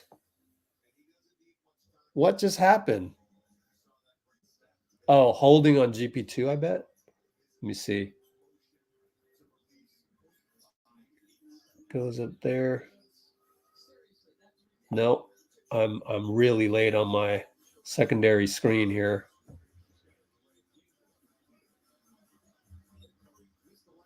Let me see. Well, LeBron just scored. Oh my God. Barely a holding call on Gary. Wow. That's unbelievable, man. Kogut. Klay for 3 from JK. Left a crack on the rim. And GP2 got a rebound.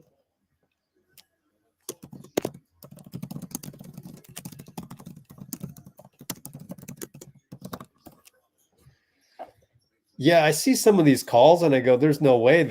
Kogut didn't get a memo. What's up with that? Klay for 3 on the inbound. Missed it. Trace, rebound. Foul. Late call by Kogut. Feels like a makeup call. Such a late call. Let me watch the replay. So Klay misses a 3 on the slob. Oh, yeah. His left forearm's all over him.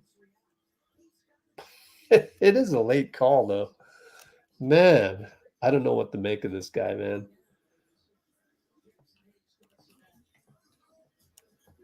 Let's see.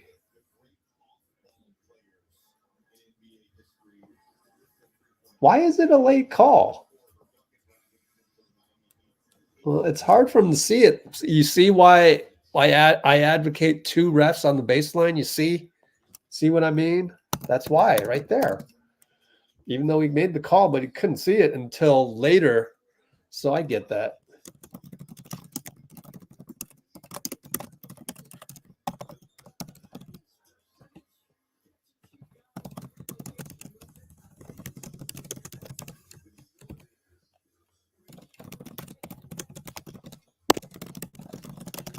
All right, LeBron gets the switch on to Steph.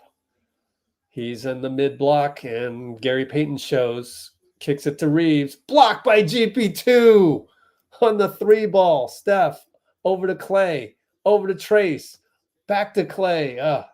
Kind of not the best pass there. Pick and roll JK over to GP, over to Steph.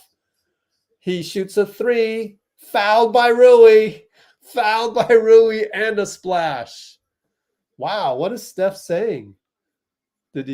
Was he yelling at J-Lo and Ben Affleck, or let me watch the replay. I don't know. What was Steph pointing? Who was he pointing at? That was funny, man. GP2 with the block. Yes. Basket good. We're up by 10, guys.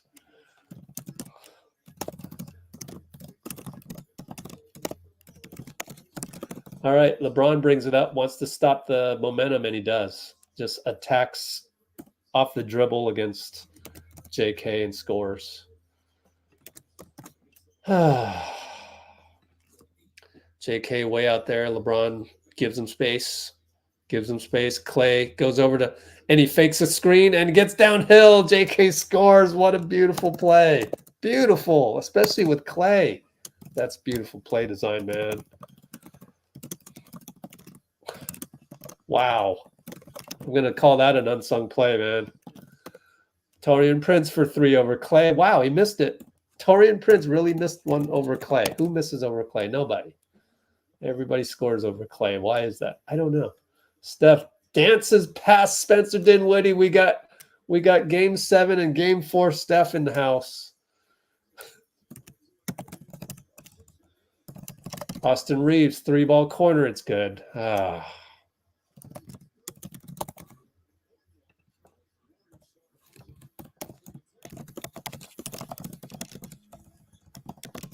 All right, we got Steph Dinwiddie up top. They're alone, one-on-one. Goes right hand, steps back for 3. It's short. LeBron gets a long rebound, but can't hold it and gets it back and tries to go downhill on Trace, and he scores. And it's and 1 on Trace. And it's 91-84 now with a chance for 1. It's a timeout with 2:44.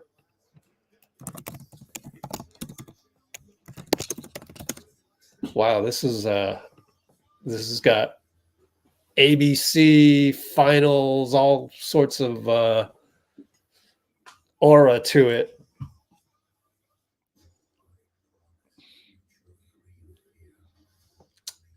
Yeah, no Wiggs and Dray out there right now, but that's part of the rotation. It's late third quarter. We got time. JJ Redick is suddenly very quiet. Oh, hey, DV. Fell asleep. Wow. You actually missed a damn good game, honestly. Oh, yeah. Splash the like button, please. Good to have you. Gems Dior Lopez. That's a new name. Cool. Let me see here. The likes. Refresh. Oh, gosh. I'm always afraid. I'm literally afraid. 37. Come on, guys. 52 concurrents. Only 37 likes. Please tap the like button now. It's easy. Just do it. You got to. Yeah, that's how it works. It just... You want more people to come on here like Gems. You want people to come back like Ray. You got to hit the like button. You just have to. Like, literally, this channel's survival depends on it. Like, it does. That's not hyperbole. Like, if everyone forgot to like every single time they came to this live stream and spent 30 seconds here, 60 seconds, whatever it may be, and most of you are on here for longer than that, then I would be in trouble. Like, I would literally be in trouble. So you got to hit the like button. That's just what you do on YouTube. Instagram doesn't matter. They have deprogrammed the like. Twitter doesn't matter. You know that. Twitter's usage of likes is totally different. But on YouTube, it actually works. So we gotta hit the like button. We just do. And if you don't like this channel, then what are you doing here, right? You must be here because you like the channel and how we're doing this. Therefore, you must tap the like. You must do it. Let's refresh and see if my sermon worked. We got 8 likes out of it. That's better than nothing. Thanks, Gems.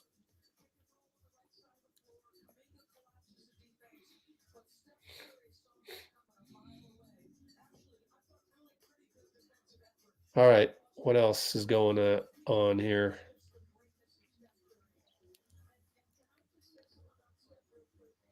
All right. Steph has subbed out, which is pretty normal in this rotation. There's only 2:44 left, and he's played 25 minutes. And I think Brandon came in there. LeBron hits it. So we are up by what? 6. BP will bring it up on D'Lo. Pick and roll trace. Nope. Over to CP. Over to Klay. Over to Trace. Oh, beautiful. Dunk. Oh, what an ATO, man. Beautiful. BP, CP, Klay, TJD, dunk. Ah. Unsung play of the game. Oh, but they get a dunk. And Trace looks at CP, and I'm not quite sure what CP told him. Let's see there. Yeah, I'm not sure. Wiggins wide open for 3. No good, but Klay got it. BP reload. Hits it. Yes, BP. Yes, sir. That might be an unsung play. Whatever one that happens to start a run. We double D'Lo. Are we in zone? No, we're just doubling him. Okay. Klay went back though, so we're now everybody's 1-on-1. Pick and roll. Dinwiddie gets Trace on him, and Chris Paul hacks, and that's going to be foul on Chris, and almost an and one. And Trace goes over to say, "Hey, keep your hands up." Oh my goodness, that's got to be an unsung play of the game, don't you think? He told CP3 to keep his hands up. Oh man, we're definitely seeing some evolution of the squad, man. That's my vote for unsung play of the game. Trace Jackson Davis telling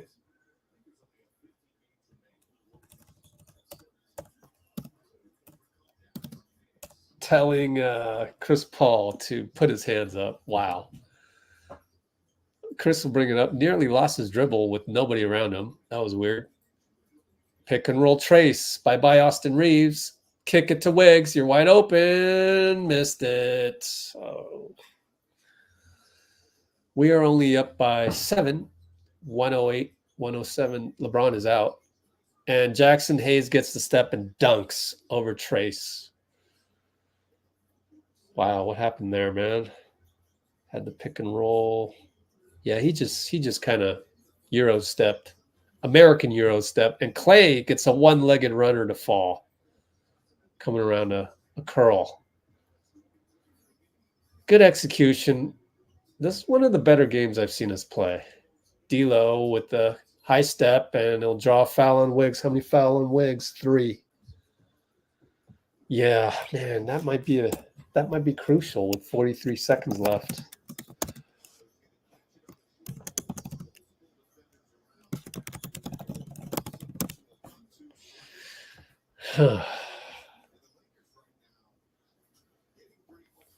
Well, man, if Jackson Hayes can keep doing that, he's got a long career ahead of him. That one kind of tip your hat because he went, he's rolling and he's rolling left side and he steps over to the right. That's pretty good for a big man. CP gets a double pick, another pick, and Klay goes inside to Trace, and Trace finishes. Wow, that is some beautiful movement, man. Wow. Wow.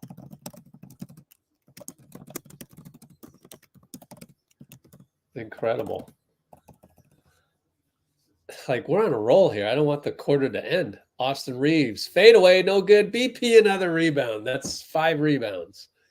Chris Paul will get the ball 9, 8, no shot clock. 6, 5, pick and roll Trace. Down the lane, one leg, good. Classic CP. We're up by 9. Shoots from half court, Taurean Prince. Oh, no good. Incredible, man. 102.93, guys. End of Q3. Christian Wood is talking to Trace, according to Mike Breen. CP3, man. Classic one-leg runner. Classic. He starts making those, man. What are teams going to do?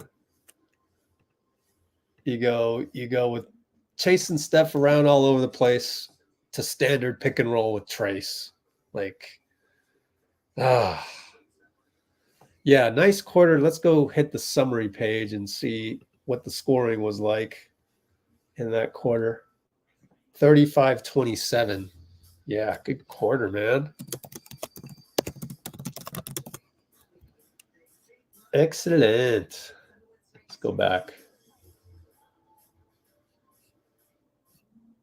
They don't do back very good. $1 billion website fails again. Okay. Good job, CP.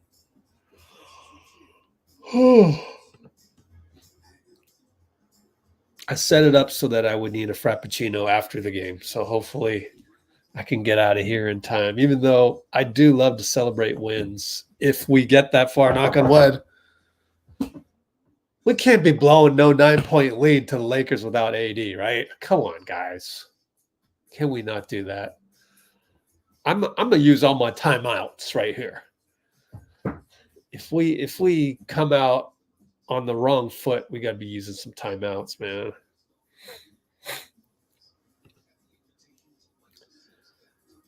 Pods. There's a shoe on the court. Didn't even notice. I know, we were up on free throws. Isn't that crazy? Tim Roye is calling a carry on D'Angelo.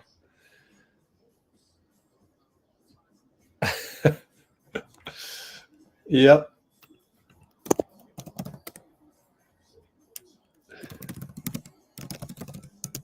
They'd have to cancel games in Dallas. And you know who I'm talking about. We got another timeout break. 2 in a row for the big bad ABC. That allows me to write some more notes. That allows me to put Jimbo in the comments or the description that will eventually be in the 10,000 character comments. Just right now it's not, because it's Tim Roye is spelled with an E at the end, by the way. But yeah. Kind of funny you guys are talking about that.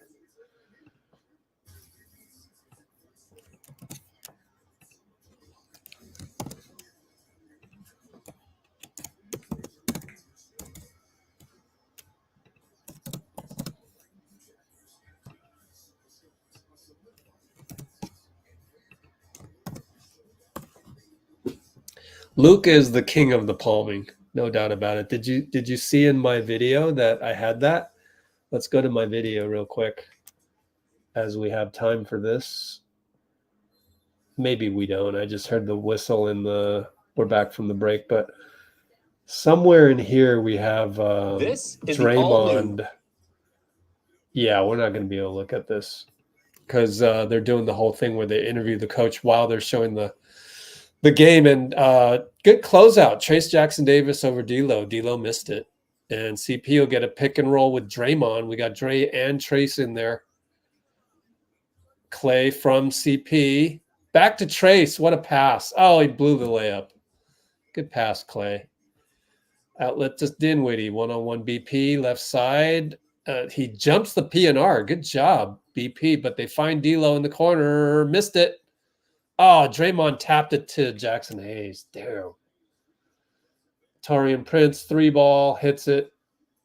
Somebody forgot to play defense, and CP's upset about it. Well, that was good defense, then it was bad defense.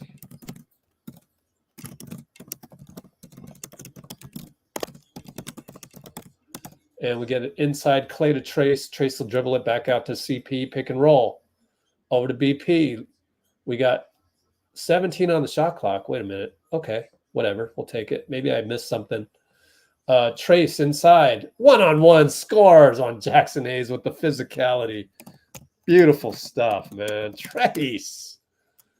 Running hook. Wow. I'm gonna put that down. Good hustle by BP as Draymond deflected it. Great hustle.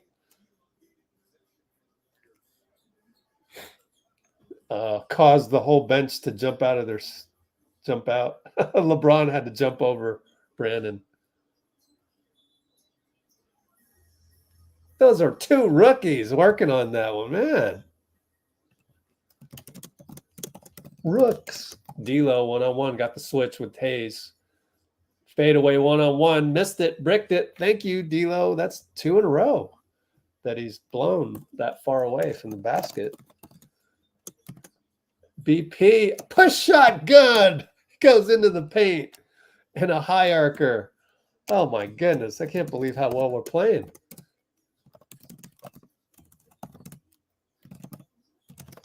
And Dinwiddie, right baseline to Hayes. Over Draymond, in and out. Good physicality, Draymond. Oh, CP missed it, but got his own rebound as it was short. And they get it to Klay. Back rimmed it. That's too bad. Prince brings it up, fakes it. It goes in, short. Oh, got his own rebound. Trace, get there. No, he can't get there in time. Is he tired? Dang. That's a big play by Prince all by himself. They're down 8.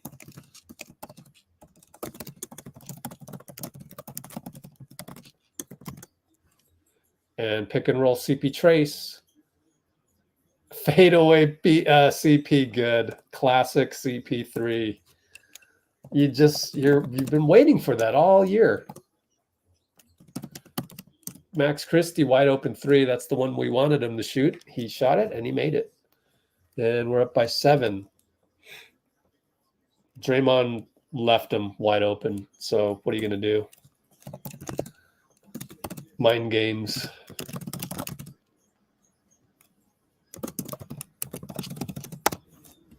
Another classic 2-ball dribbling around CP3.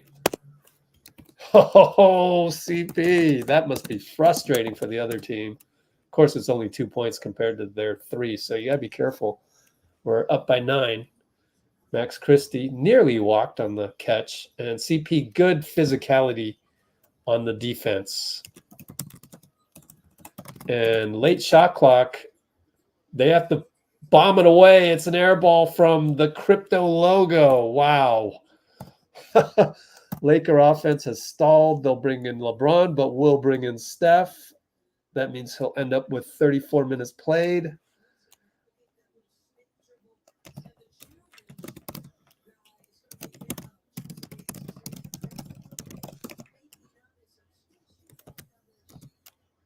CP will walk it up. Let's go nice and slow, deliberate style. Pick and roll JK. Inside to JK against LeBron. Out to Klay. How did he get open? Fakes it. Got a flyby. Splash! Splash Bros are back. Klay flyby. Good design. Now we got to put that as an unsung. JK and 1 against LeBron. Damn it.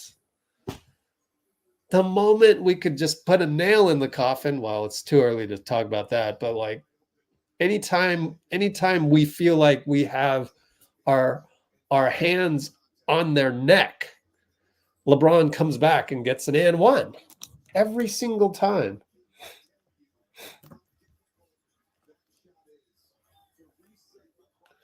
But it's legit. That's an and 1. It is. There's a foul on JK, and it was a great move by LeBron.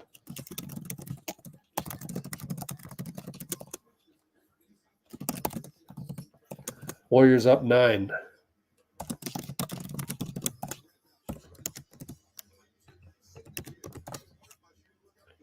I generally like JJ Redick though, so I don't know. His podcast and stuff. Anyways.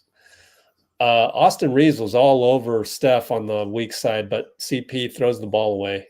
And they get it to Rui. They get it to LeBron. And he gets another and 1 against JK. CP says, my bad.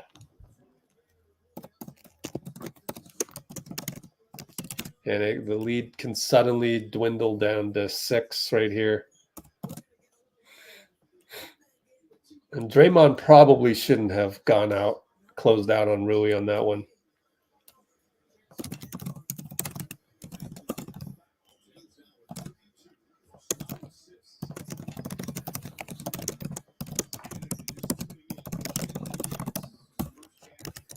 Well, we are now up by 6 as LeBron hits 2 and 1s in a row. JK brings it up. Klay goes around and Steph goes around and Steph gets the ball. Pick and roll Draymond. Over to Draymond. Upstairs to Wiggins. Yes, sir. Classic Warriors basketball right there. Beautiful, beautiful movement. Steph, Dray, Wiggs dunk. That was important to make. Up 6 to make it 8. A lot of good unsung type plays. I don't know that you can call that unsung. We'll have to figure that out later when we vote. We got a timeout. Up by 8, 6:41. Hopefully Lawler's Law takes hold tonight, man. First one to 100. We crossed that line a long time ago.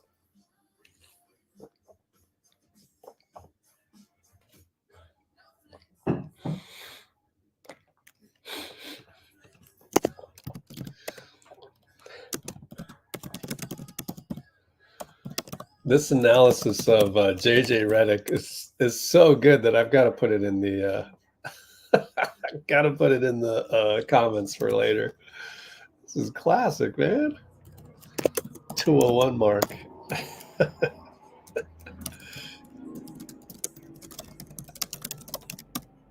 JJ Redick as a broadcaster.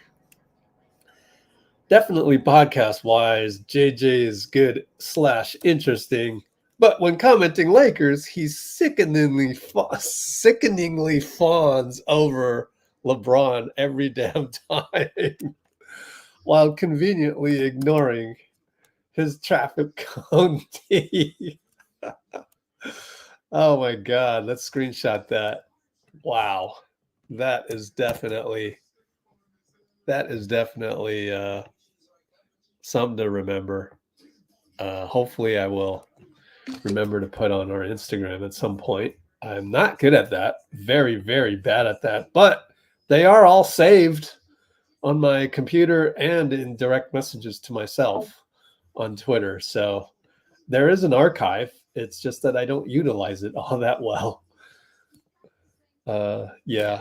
I have stuff to do though, right? That's the thing is like, it's not like I'm just twiddling my thumbs all day and wondering what to do next. And it's like, oh, you should do all these things on Instagram. Oh yeah, whoops. I should, but I got these other things I gotta get done.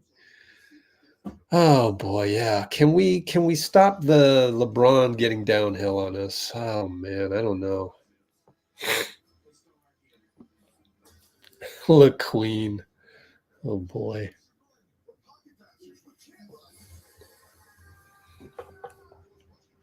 Oh, Gems is new here. Yeah. Don't spoil. Labalco. Labalco. Oh my God. Wow. Barry Bonds reference. Labalco. Oh man. Yeah, that was a weird shot clock, wasn't it? But who cares? We had a rookie to rookie. Oh, what else is going on here?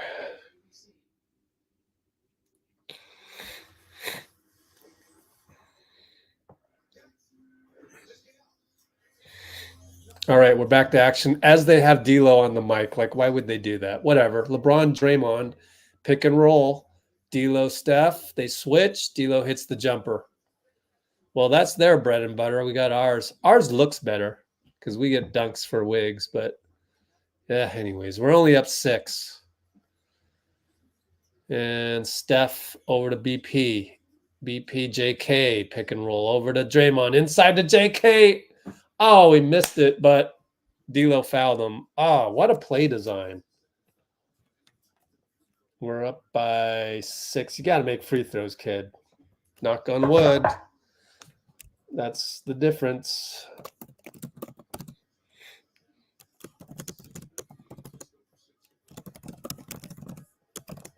Was that Draymond to JK? Nope, he missed the free throw. Of course he did. Damn, I'm not going to have time. Oh, yeah, it was. They're showing the replay finally. Draymond to JK, yep.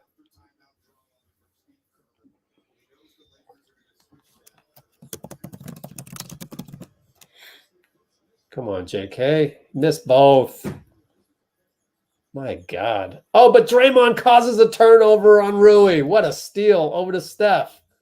And he draws a foul on LeBron. Finally. Is he all right? He fell to the ground and pops right back up. So Steph looks fine. Oh. Come on, Jonathan. Sheesh. If you just make the free throws. Can you imagine if Steph got injured on that one? Oh, good Lord. Thank goodness he didn't.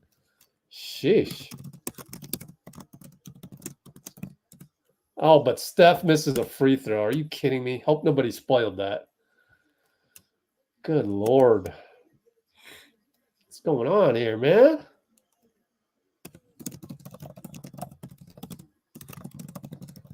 He makes one.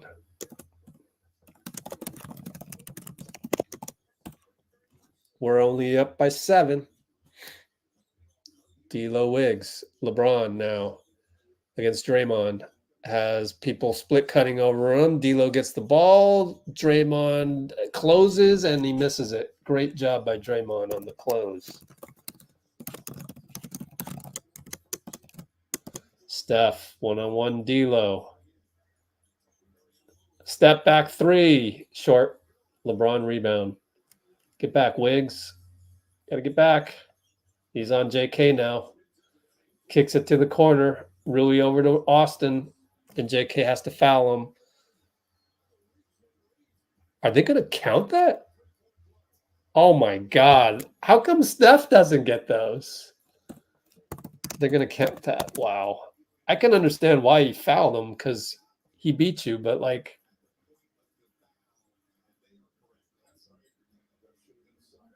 Yep. Even JJ Redick is saying that.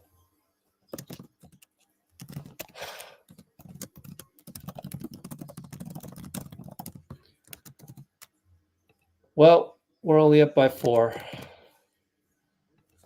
Steph and AR. BP trying to get open. Nope. Goes away. Now the next action is JK around Draymond. Finally gets it. We're going to go 6 on the clock. Draymond. One-on-one. Finds Steph. Beautiful cut by Steph. A lot of contact. But Steph is smiling about that play, so I guess there wasn't a foul. I need to see a replay. One-on-one. LeBron, no good against Wiggs, and he wanted a foul. No can do, bro. Wiggs, good stop. Steph fakes the 3. Bye-bye, D'Lo. Over to Draymond with the high school, middle school layup. Timeout, Darvin Ham. Beautiful, Steph. Just classic. That's Hall of Fame stuff, baby. Oh, my God. Fake 3, drive and dish. That was Magic Johnson style. We got a couple of magicians on the floor, man. Middle school layup for Draymond. Man, when you can get a middle school layup in the NBA, oh my God, that means you have done something magical. We're up by 8. Got to close this out, man. 4:37 to go. That was amazing. Oh my goodness. He did almost miss it. Oh my goodness. That was just, and the one before that, I gotta go back and look at the scoop by Steph and just see how brilliant that one was.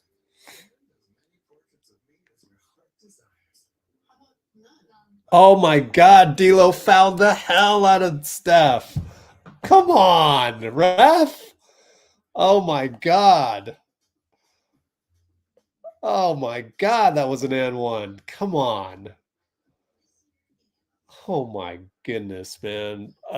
Another Magic Johnson pass by Draymond, but wait till you see what D'Lo did. Come on. Ref. Kogut. Kogut. Good Lord. I mean, in what country on earth is that not a foul? Like, good Lord, man. Hopefully this ABC commercial break goes a little long because I want to take some time to show you this. And it will take some time to airdrop and all of that. But my goodness, man, come on. Kogut? Excuse me.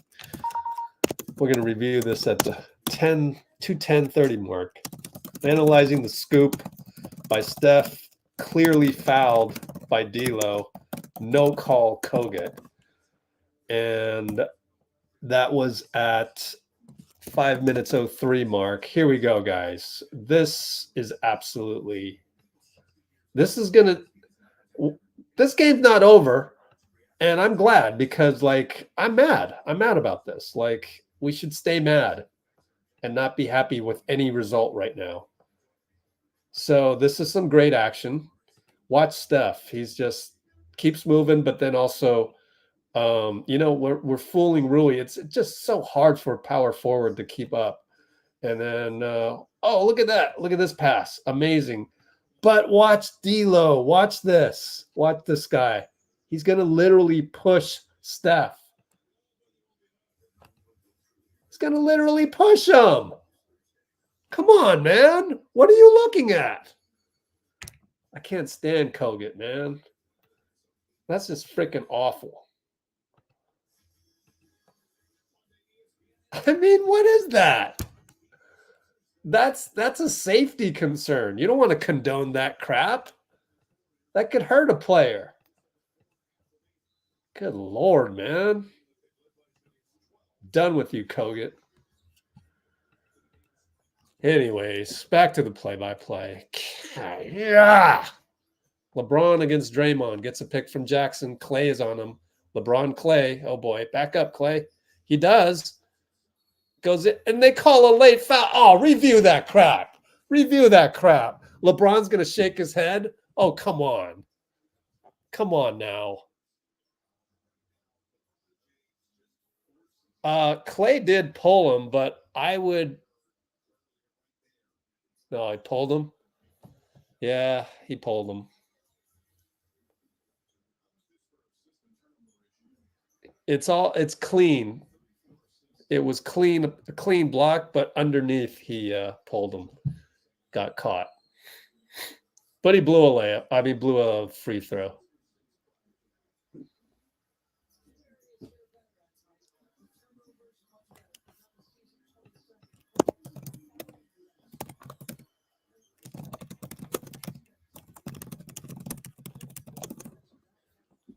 All right. So he made one. We are up 7, 4:14 to go. Wiggins, handoff BP, over to Draymond. Fakes a handoff, layup good. Oh, yes, sir.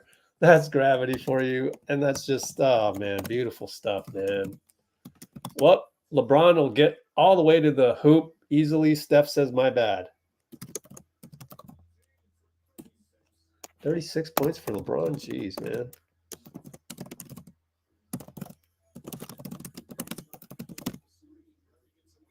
Oh, that might have been holding on Taurean Prince, but okay, if you're not going to call that, don't call ticky-tack on us. Wiggins for 3, misses it. Yeah, that's not what we want. We want more action. Austin Reeves and D'Lo play keep away. No good. Draymond, good close, but he's tired. Draymond is tired.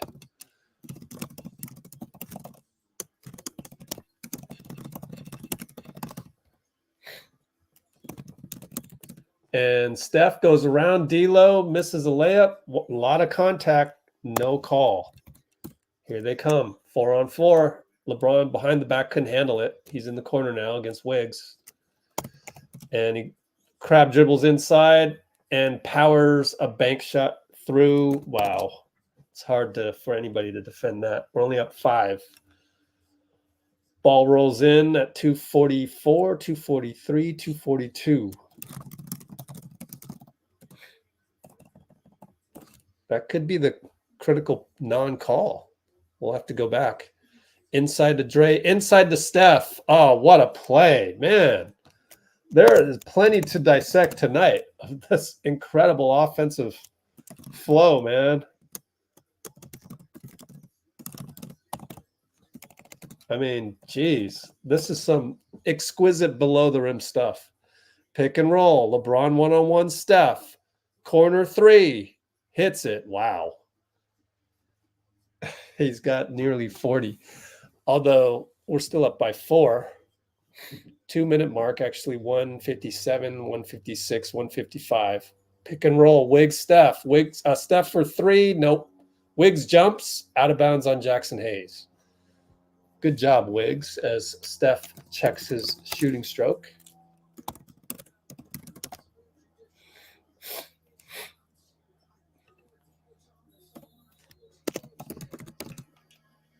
Oh, LeBron was out of bounds. Wow.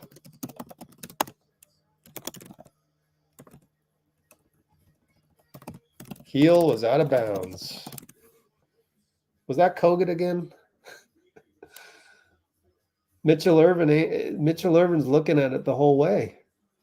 Well, he can't make that call. It's supposed to be Guthrie making that call. So we got a timeout. 150 to go. I believe it's our ball, right? I'm going to stay here. Oh, we're going to review that. Oh, good. I think we're revealing that. There's a challenge. Yeah, you can change this. A goaltend you can't change. This you can change because if you take away the 3, it doesn't really change the fact that you took the ball out after that. So that's the thing that's different about this in goaltending calls or non-calls by goaltending. What's up, Levi the guy? So hopefully they -3 here. I mean, to me, pretty obvious, out of bounds.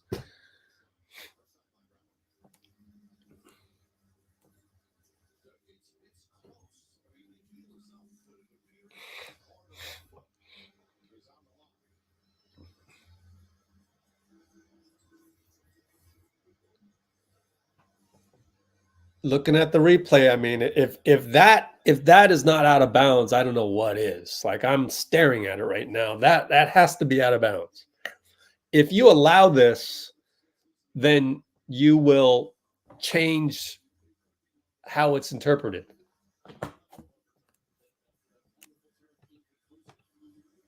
Oh God, are you serious? Are the refs gonna screw this up? Yes, they are Keystone cops. Let's just go ahead. Hurry. Don't spoil. Nobody spoil. At least don't spoil it if you already know the answer. At least don't spoil it.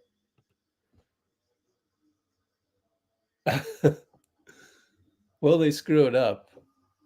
Or is it obvious? Like, what is our trust in the Keystone cops? What are they, why are they looking, why are they replaying the Wiggins thing? Are they going to check both? Yeah, that one's off Hayes. Come on, guys. Let's not complicate things. You see what you see, make the freaking call. Oh my God, dude.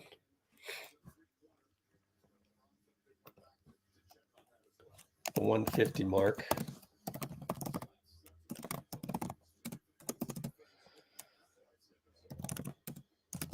Just call what you see. Let's worry about, let's not talk about Wiggins yet. We're still talking about the LeBron stepping out of bounds on the 3. Like, if they don't change that, then like pickup ball, everything can just be, oh no, my there's a little millimeter, you couldn't see it. We don't have a camera here, or inconclusive. Like, no. That's very conclusive. His heel is on the line. If you change that, I mean, we can't go measure, like, if you were going to get a electron microscope, then ain't nothing touching nothing. Like, my two fingers aren't touching each other.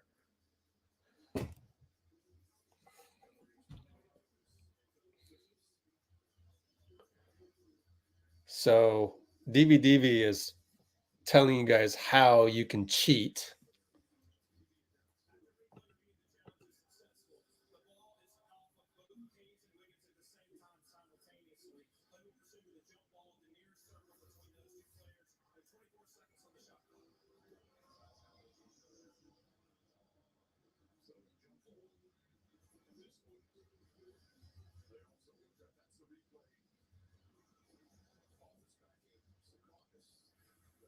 So they took off the points.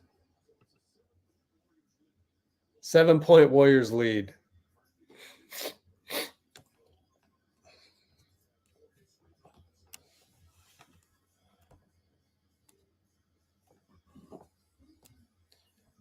All right. My argument still holds. You know, everything I was saying as the score was being changed was basic human logical processing. And then the one where Wiggs and Jackson Hayes both jumped at it. I mean, good job by Wiggs to at least give it a chance. Draymond saves it, saves the tip. That's a huge play by Draymond. Wow, good job.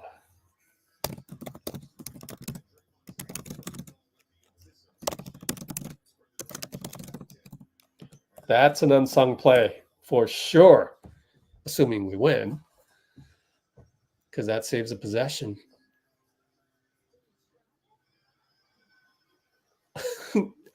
Shut up, Doris. Did he travel?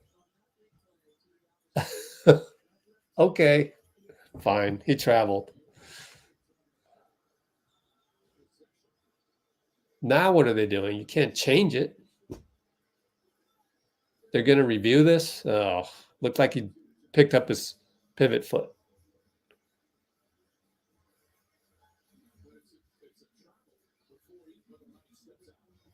So what are they reviewing? The travel or the out of bounds?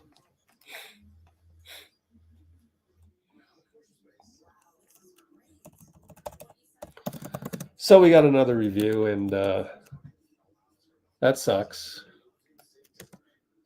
147 to go.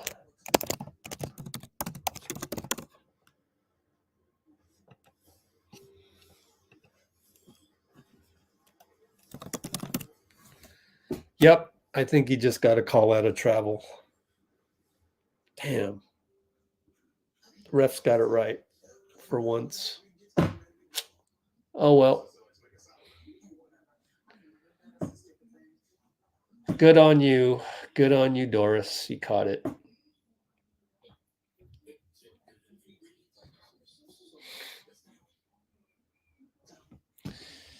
And Moran is Moharam? No. Maram ready. I don't know. I just glanced at it. But was he fouled? I don't know. Let's check it.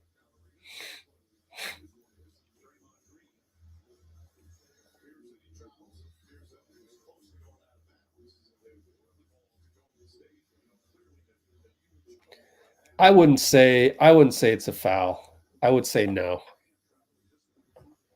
I would say it's not a travel.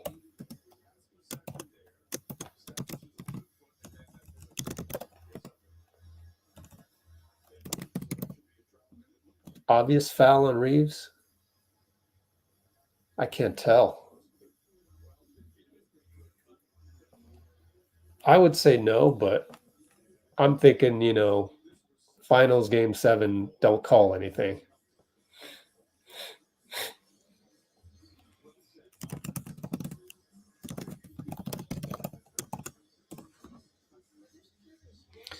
I don't know that it was clear. I don't know that it was obvious.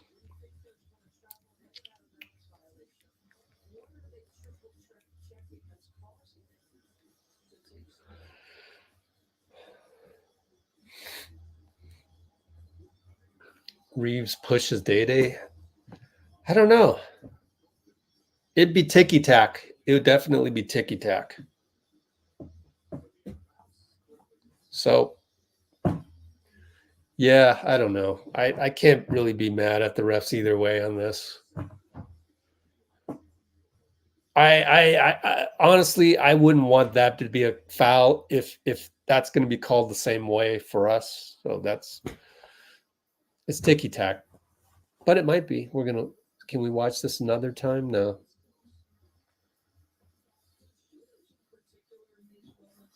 Could be a gather. I don't know what they're thinking. Let's see.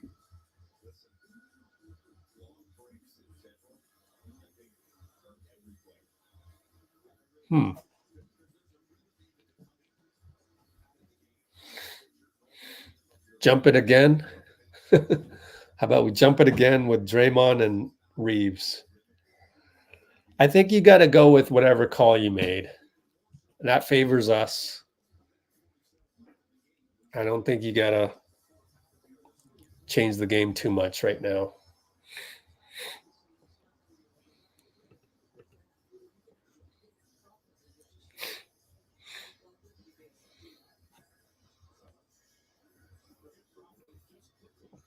Oh, the score was wrong. Well, they gave me 124, 120, so it's their fault. And it feels better when you type it in correctly that you actually have a bigger lead. Yeah. Oh, they just had LeBron say the F word. Good for you, ABC. That was lame. Come on.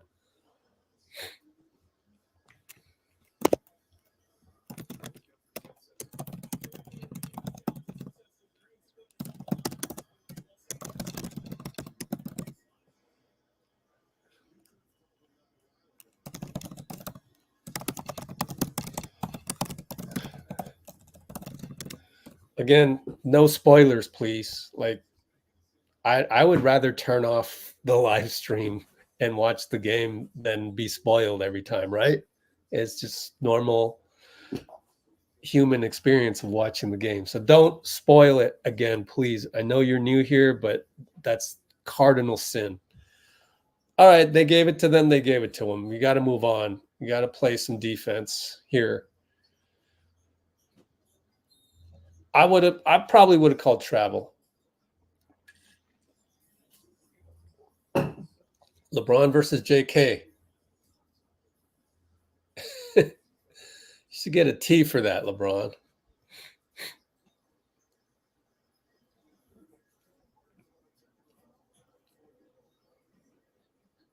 The refs. They forgot to hit go on the scoreboard.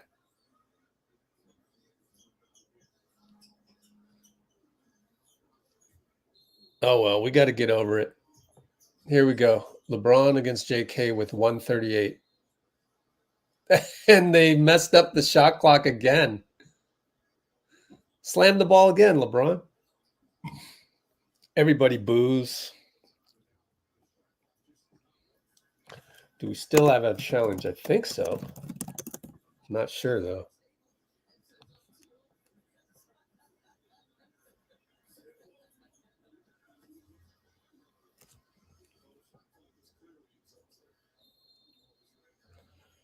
Let's get it wrong again. That'd be funny. The shot clock is stuck at 16. Oh, my God, dude. That's what happened. I've been there, actually. This has happened to me. This has happened to me in terms of like equipment not working at the gym. I don't know what you're going to do.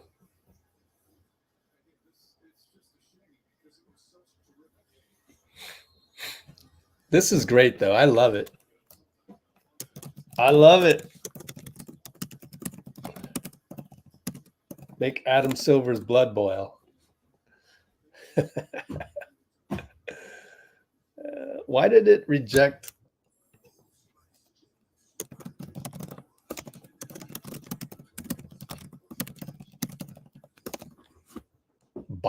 Boyle, not Bile. Well, freaking what you call it? The StreamYard wouldn't copy my comment over to YouTube for some lame reason. I don't know why. I'm having trouble copying and pasting it so I can spell it correctly. There we go, finally.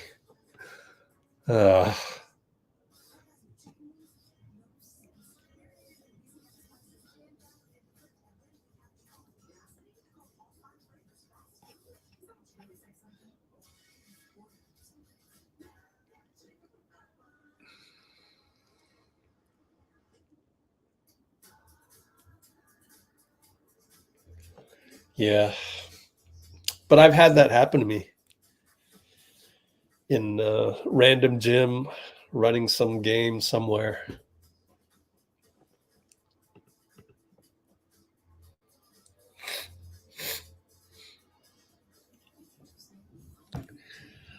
What's up, Tiso?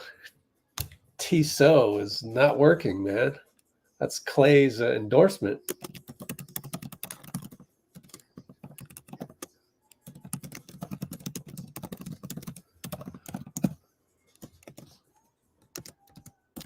Klay's endorsement is a fail.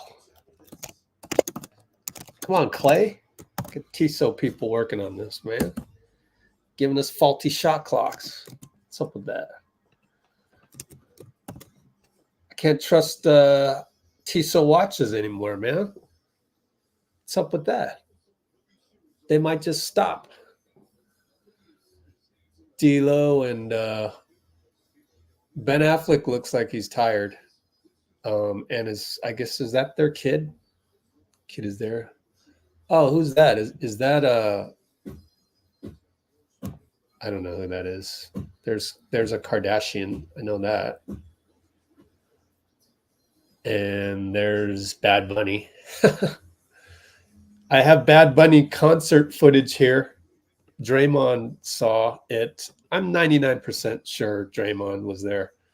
But Bad Bunny's in here somewhere. There it is. Bad Bunny. Go look at that. Anyways, now the shot clock's at 14. So, all right, we'll take it. We got 2 extra seconds off. Whatevs. We're going to hold it until, okay, they go inside to D'Lo.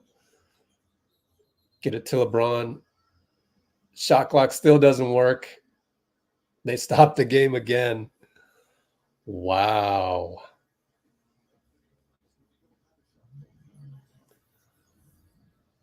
Don't you test it? You should test it at a timeout. Just test it.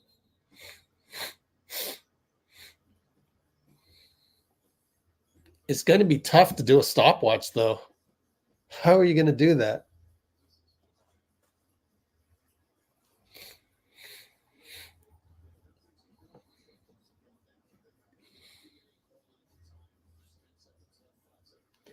Steph is over there. Everybody get out of Steph's way, both behind and forward, just in case when he's doing his exercises.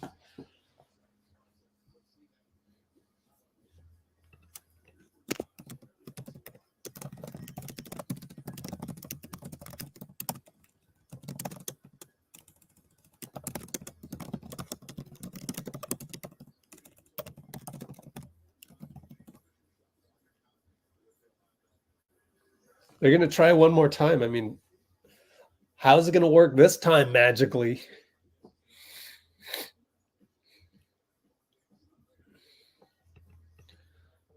Okay, I guess we're going to do this one more time. It's not working.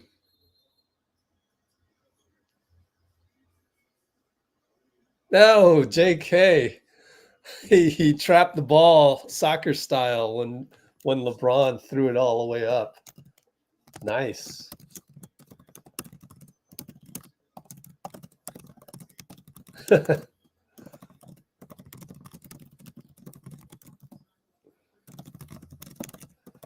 What do you do now?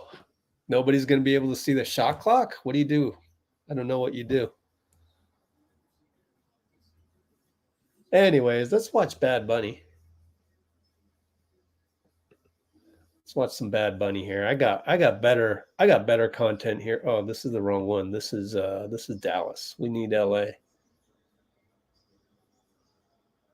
Bad Bunny concert. Oh, he's gonna call out the shot clock. I've had to do that. Bad Bunny.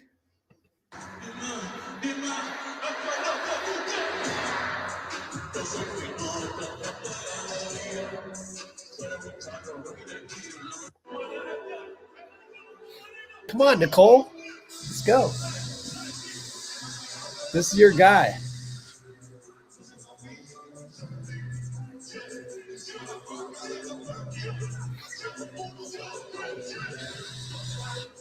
Amazingly, this hasn't been demonetized. I don't know. It passed all the checks. All right. We're actually back to action. Are we? No, we're not. Sorry. They're running highlights. Oh, gosh. I might as well do a restroom break. No, we're going to have them call out the shot clock, whatever. Damn. I should have done a restroom break earlier. Oh, well. I got to cut down on my caffeine, man. All right. So, shot clock is at – there's no shot clock. We're going to count it out, so I got to turn on the volume. LeBron JK with 131, 130. Steph now on the switch. Steph steals it. He stole it. Steph dribbles it out to the corner. Oh, incredible. Steph dribbles around Rui now. Twice dribbles around him. He's keeping his dribble alive. Over to Draymond wide open. We got 3-on-2. Upstairs, JK. Boom. Nail in the coffin right there. Yes, sir. Yes, sir. Steph dribbles around. LeBron inside, slow motion style, got his own rebound. Elbows Steph away, gets another rebound as Draymond helps. Good Lord.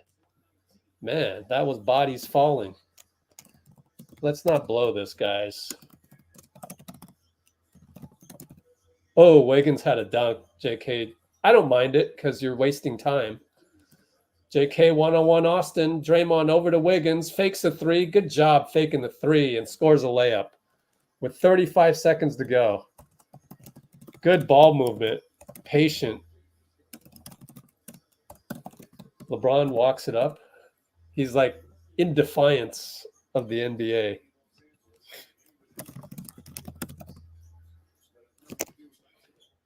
And JK, Rui fadeaway 2-ball good. We're up by 7 with 15 seconds left. Reeves is going to let the ball dribble out, and we're going to win this one. 128-121, incredibly. Oh, thank goodness. Thank goodness.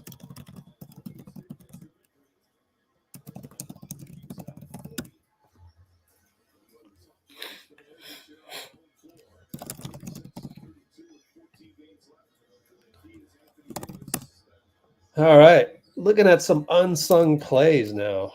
Got to look at some unsung plays.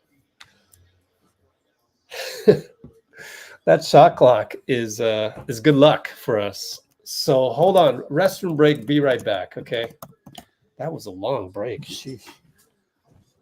Wonder who we'll get. It's the bizarre ending to what was a terrific game. The fourth quarter had all the drama going. The two stars were going.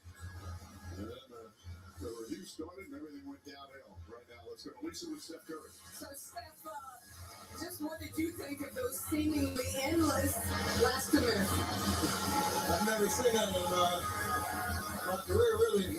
Usually they have something happens pregame, they have a backup clock or something, but the other day we put ourselves in a good position where we're coming out of that. We really needed one stop. And obviously a big win for us. I don't know the last time we won in here against them, so it was a big deal. I was joking that you can't be tired all that time off that you had, but you said that really doesn't feel good, having all that time off. That's the worst thing that can happen. Especially this age, you build up all pregame and we get going as soon as we the engine shuts off, it's hard to get him on again, but it is what it is. Yeah, LeBron was joking that he's too old for this. I suspect that you may or may not feel the same way, but when you guys were rolling, you put on another show. He got you the last time in San Francisco. What was the difference in you getting it this time? I mean, that was a talk about me and him, and obviously deservedly so, but it was about our total group tonight. JK getting out to the hot start, taking with the defense, getting them Klay coming in off the bench. Huge bucket, CP controlling the tempo of the first 6 minutes of the fourth quarter. Draymond doing what he does, so the list can go on, but for us it takes a whole team to win. But we needed it. We needed it back. Thanks and welcome back. And happy birthday.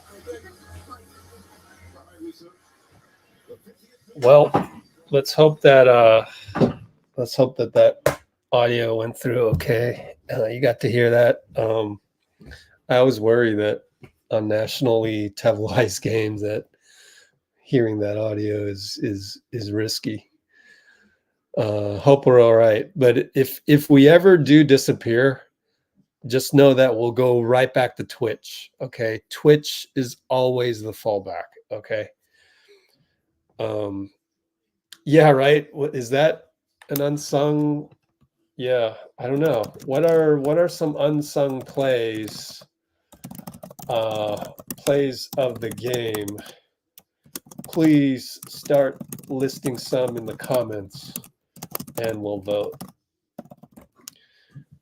But good point, DVDV. I actually don't know. People on Twitch can do the same. Klay with 21, yeah. Looking at my notes, and if you go to the description, you'll see some of the notes, but you won't see all of them because I write a ton of notes, and I got to the 5,000 character limit by 10 minutes of the third quarter. So let's see. The ones that I have are Trace. Now, this isn't really a play, but like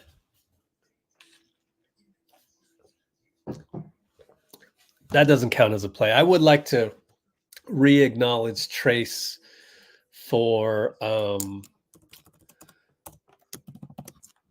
telling CP3 to keep his hands up on defense. I don't know. That's only an unsung play. It's not really a play, but it's a play if we have no other plays to vote on. But let's see. Trace running hook assist by BP definitely has to be one of them. I think we have, honestly, I think we have a lot of I mean, well, we could say roughly unsung play equals not a dunk or not a spectacular splash. Is it not? I mean, right? Isn't that the definition? Klay interviewed by Tim Roye. Cool. Of course, Klay got a flyby. He had that flyby.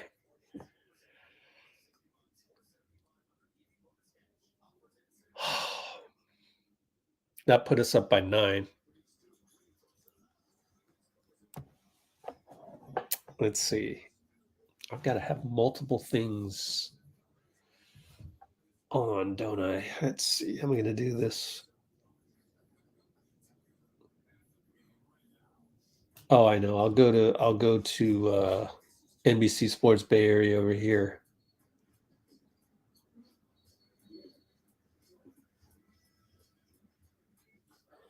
All right, cool. I've got both. The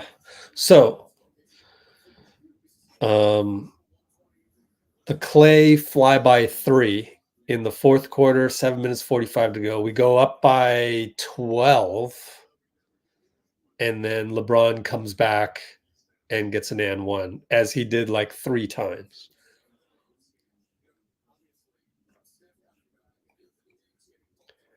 With 2 minutes to go, Steph goes to Klay, Klay back to Draymond, back to Steph, which was amazing.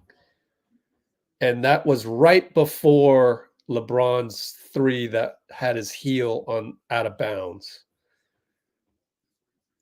The one before that was a Steph drive. He gets pushed by D'Lo, no call. That was an amazing bucket as well. Let's look at what the score was at that point in time.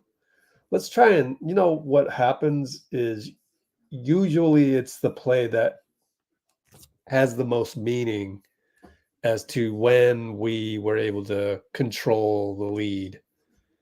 So with 3 minutes to go, Curry cutting layup with 2:30. That doesn't match up. 3:10, you got to drive. Oh, okay. 3:10, you got to drive. Driving bank shot.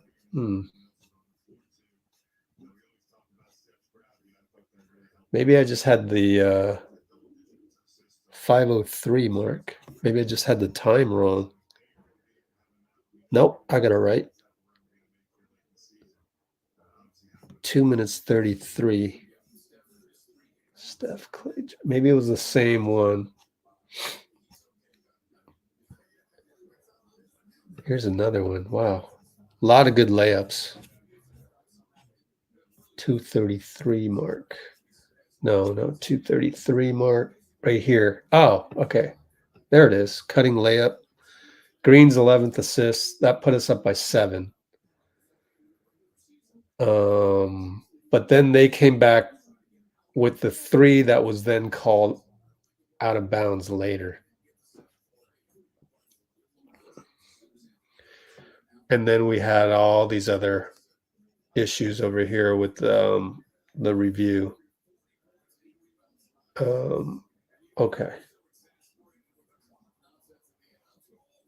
And then the dunk right here, the steal. Yeah. Well, that's not unsung because after that whole shot clock incident, we got a steal, got the dunk.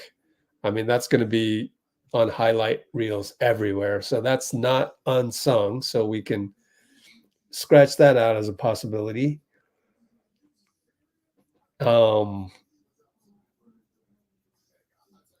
Was it this one that he got fouled on? 3:10. Yeah, I think it was that one. Let me look at the thing that we looked at earlier. No, the one where he was fouled by D'Lo egregiously, that was at 5 minutes.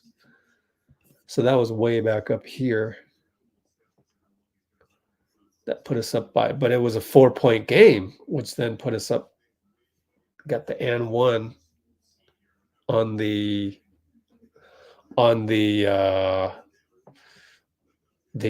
continuation that was ridiculous. Yeah, so I think we need to put this one as an unsung play because it's a layup. It's just like they're probably not going to put that one on SportsCenter, and it made us go from 4 to 6. And then Draymond got the fake dribble handoff, which you could count that one as also an unsung play. So I've got those two and the Klay fly-by 3 and the Trace BP running hook shot. What do you guys got? Missed the whole game. Oh, man. Oh, boy. Oh. All right, Draymond with Chris Alvarez. One thing we always preach about is not just standing still, waiting on the ball, continue to move it out the ball. You know what? Let me put this on the laptop. That way we can just get it all. My bad. Let's go back to the other one. How do I go back? Library? What Warriors post game. What's this program called? After the game. Jeez, man. I thought I already saved this one. Come on, y'all. It's already saved, but it's not on there. Okay, there it is. Jeez. We'll get Draymond. Let me check my hard drive storage. 63 gigs. We're good.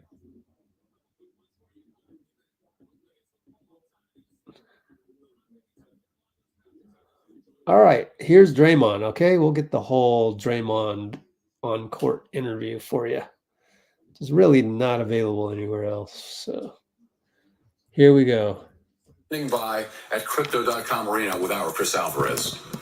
Here with Draymond Green after a huge win tonight against the Lakers. Draymond, you were handing out assists all over the place, and key ones late. What did you see just from the passing game in your eyes?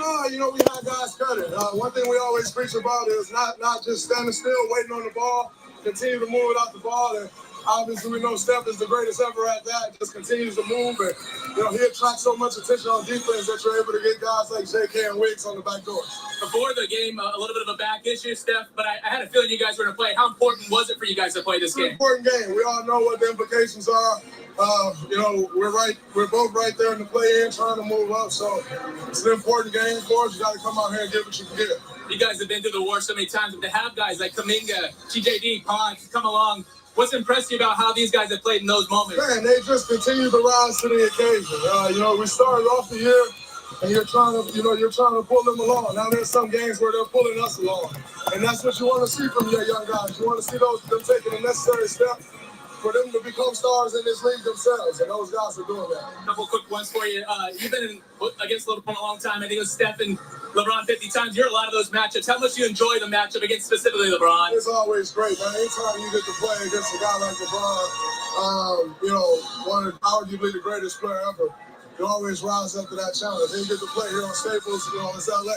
So it's a big show. So I've enjoyed those battles, man. You always want to test yourself against the greats, and it's been an honor to play against them this many years. Not sure how many all of us got left, but each one you start to appreciate it even more. Last one for you. Have you ever seen a minute and a half take about 45 minutes? That was crazy. They got to figure something else out. I thought they had some more backup shot clocks or something, but so we get to do this interview 5 more times now. they still be trying to finish the game. Draymond, thank you very much. All right, guys, let's send it back to you. All right, great stuff there, Chris. And Draymond. All right, and then let's also get the other link. Thank you, Dina Gone. I'd actually totally forgot about it, just with all the things that are going on right now. Trying to figure out unsung play of the game. But yeah, I think I got the one. Yeah, Steph got the layup from Draymond. That one, yeah. I agree with you. That'll be on the list. Let me hurry up and go here. Press conference. Throw it in my Discord real quick so I can get the link on the other computer. I love Discord, man. I just need to figure out a way to migrate over there, so to speak, because we have just so much going on.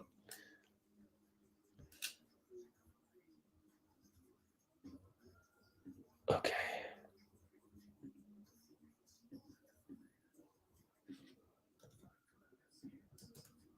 All right, so let's get that going.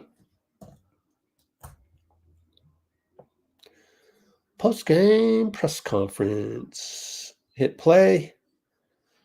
Okay, wait on that a little bit. So yeah, let's do the poll ASAP before I forget. Vote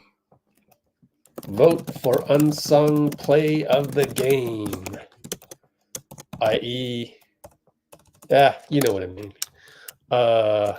BP to TJD running hook, and Klay flyby 3 splash, and I mean Steph steal on LeBron, really, right? But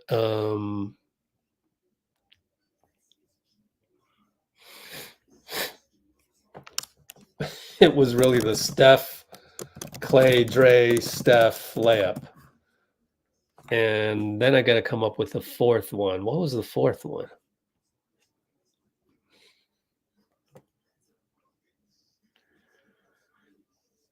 Well, if I put Steph steal on the box out, the team defense, championship defense Q3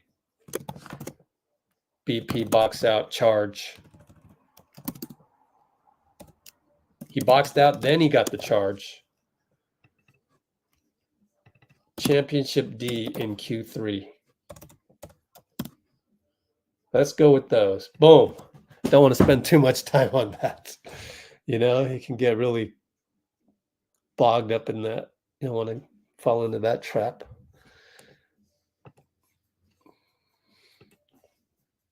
Okay, what else we got? No more Dray post game right now. Lakers fans angry at Darvin, I know.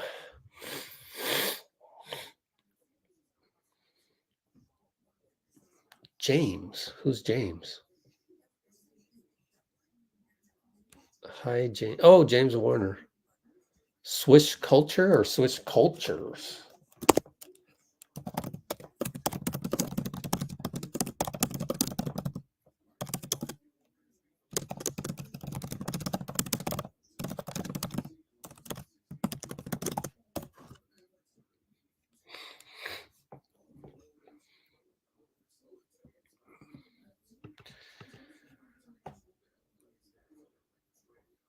Steel is not a contender. Yeah, because they're going to show that everywhere.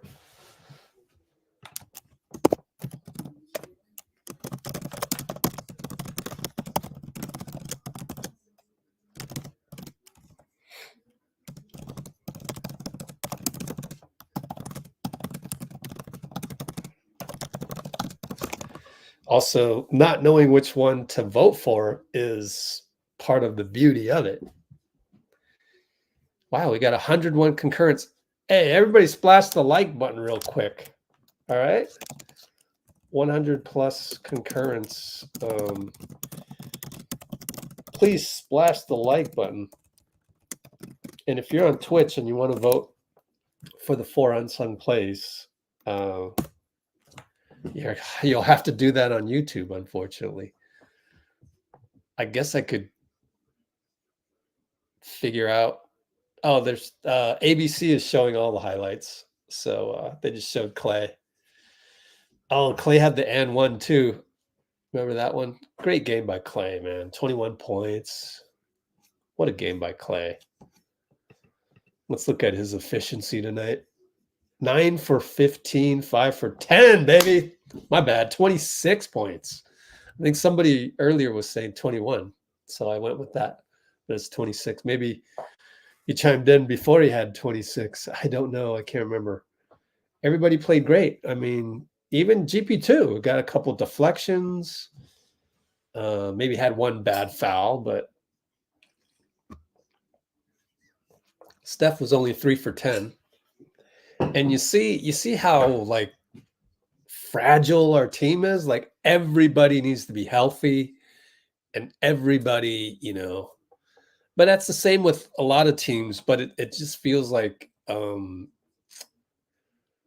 the advantage that we have and the disadvantage is the same thing. The gift and the curse. The gift and the curse of Steph Curry, Steve Kerr basketball is exactly what you're seeing. The beauty of it is that everybody can step up. Guys like Wiggins and JK, they can do their thing. JK, look at his numbers. 9 for 16, 23 points. Could do better on the rebounding, but, you know, that's where Wiggins comes in. And, you know, Wiggins doing his job too. Only 2 for 6. I wish that was more like 2 for 4. You know what I mean? But a lot of those were like late shot clock. And then a couple of the makes, or maybe 1 or 2 of the, or maybe just one was an early splash that was wide open.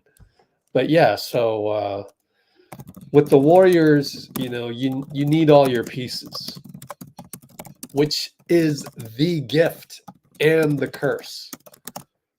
So when we don't have Steph or Draymond, it looks bad.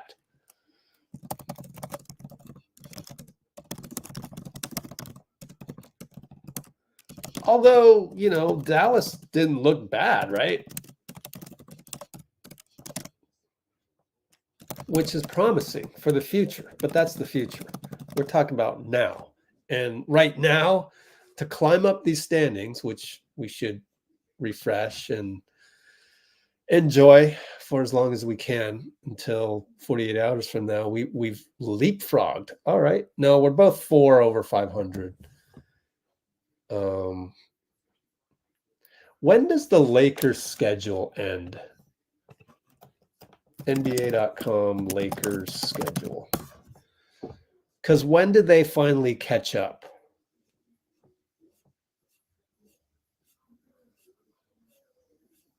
Because we end on a back-to-back. Or when do we finally catch up? Is it at the end? Because everybody's playing a game every other day now. So let's see. April 14th, we got a game. And April 12th and April 11th. April 9th, we catch up on one there. April 7th, April 6th. So they got a back-to-back. April 4th. They got another back-to-back. Good. Look at those. They got 2 days off and then they got back-to-back. March 31st, March 29th, March 27th. Another back-to-back. So do we. We got Heat Magic. In Miami, in Orlando, they got Milwaukee, Memphis. That's not easy because Memphis is tough to get to. It's just a weird flight. Of course, it's different for private jets, so who cares?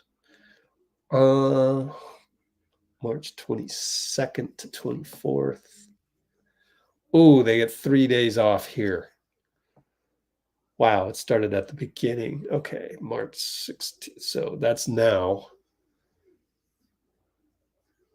So we will still be 2 games behind them on that, games played wise. All right, so it takes a while. We'll always be 1 game behind starting here. March 22nd. So that's something to keep an eye on.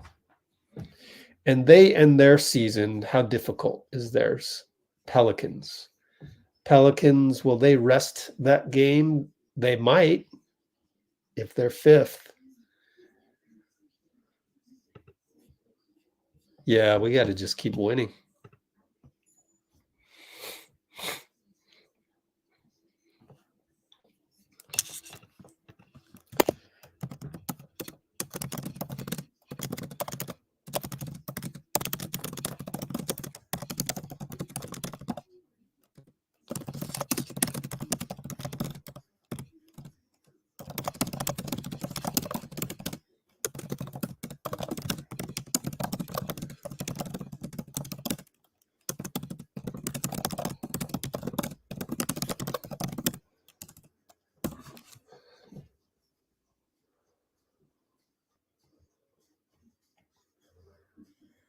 Nicole's birthday's coming up.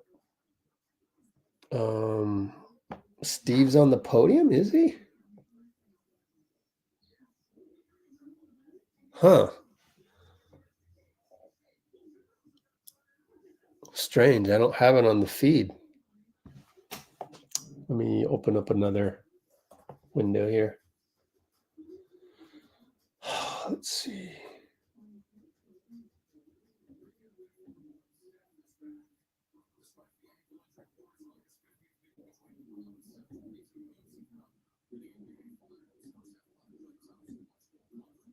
Huh. Well, they got more technical difficulties.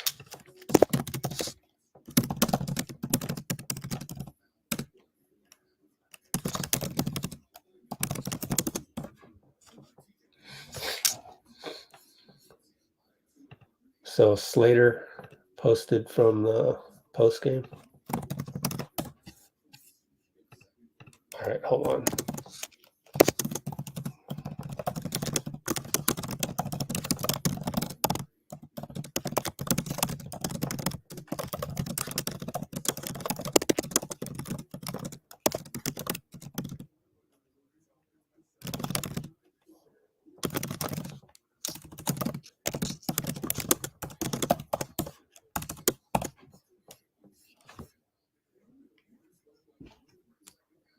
Oh, man. So it didn't happen, huh? Live.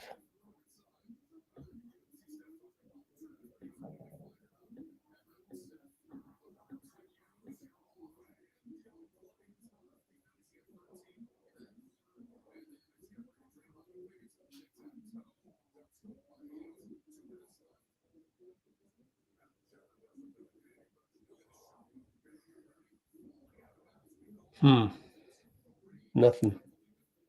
I didn't even see Kerr leaving. I don't see it anywhere. Oh, well. Only played Kerr's departure. Press conference will resume shortly. Okay.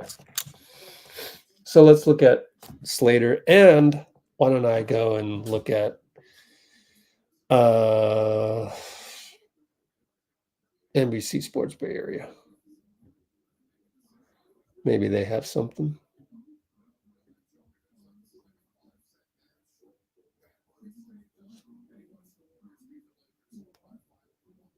Yeah, they got it. It was very short clip. So let's go Steve post-game audio right now. And then we'll look at Slater's.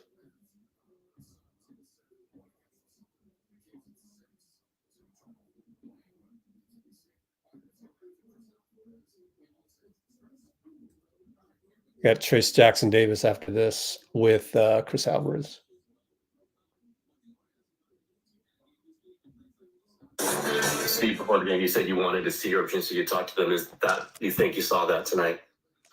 Yeah, Hold on. I'm gonna say, what's more important, 30 assists? Try that again.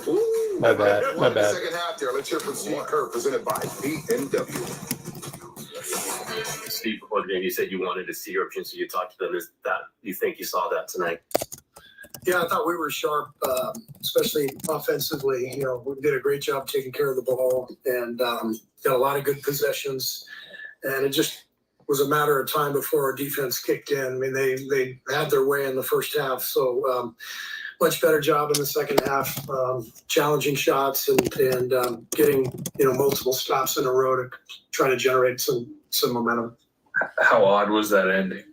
That was bizarre. It was bizarre. I mean, it seems like a few times a year you get clock issues.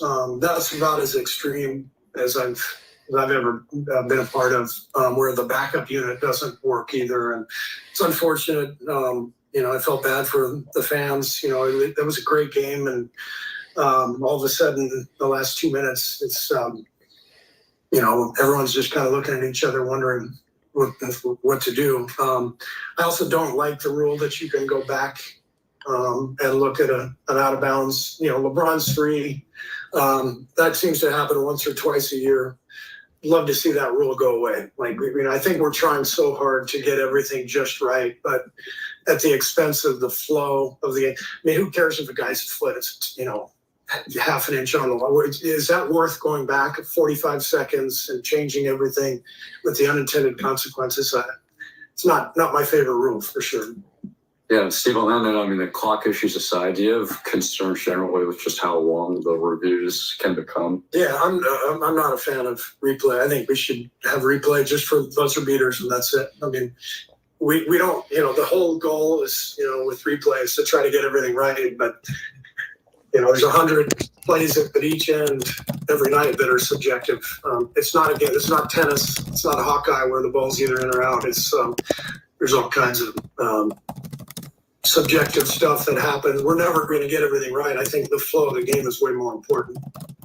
You maybe We are tracking tonight's key. Okay. Now let's go back to the other one. So Steve doesn't like going back and changing that. I get that. I think we still would have won. That's my hot take. Excuse me.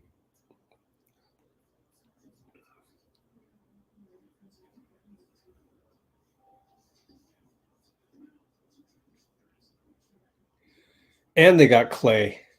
So we're going to get Trace, and then we're going to get Klay. Yay! Everybody, happy thoughts. Yeah,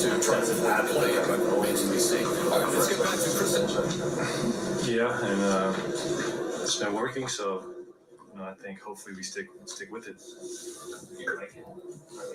I mean, I've been enjoying it. I mean, the record. Hold up. So this is the actual stream, so it worked. So let me rewind that. My bad. We're going to get the entirety of Klay, which is better. And then we'll come back to Trace, which is also great. Ready? Here we go. Klay Thompson, my friends.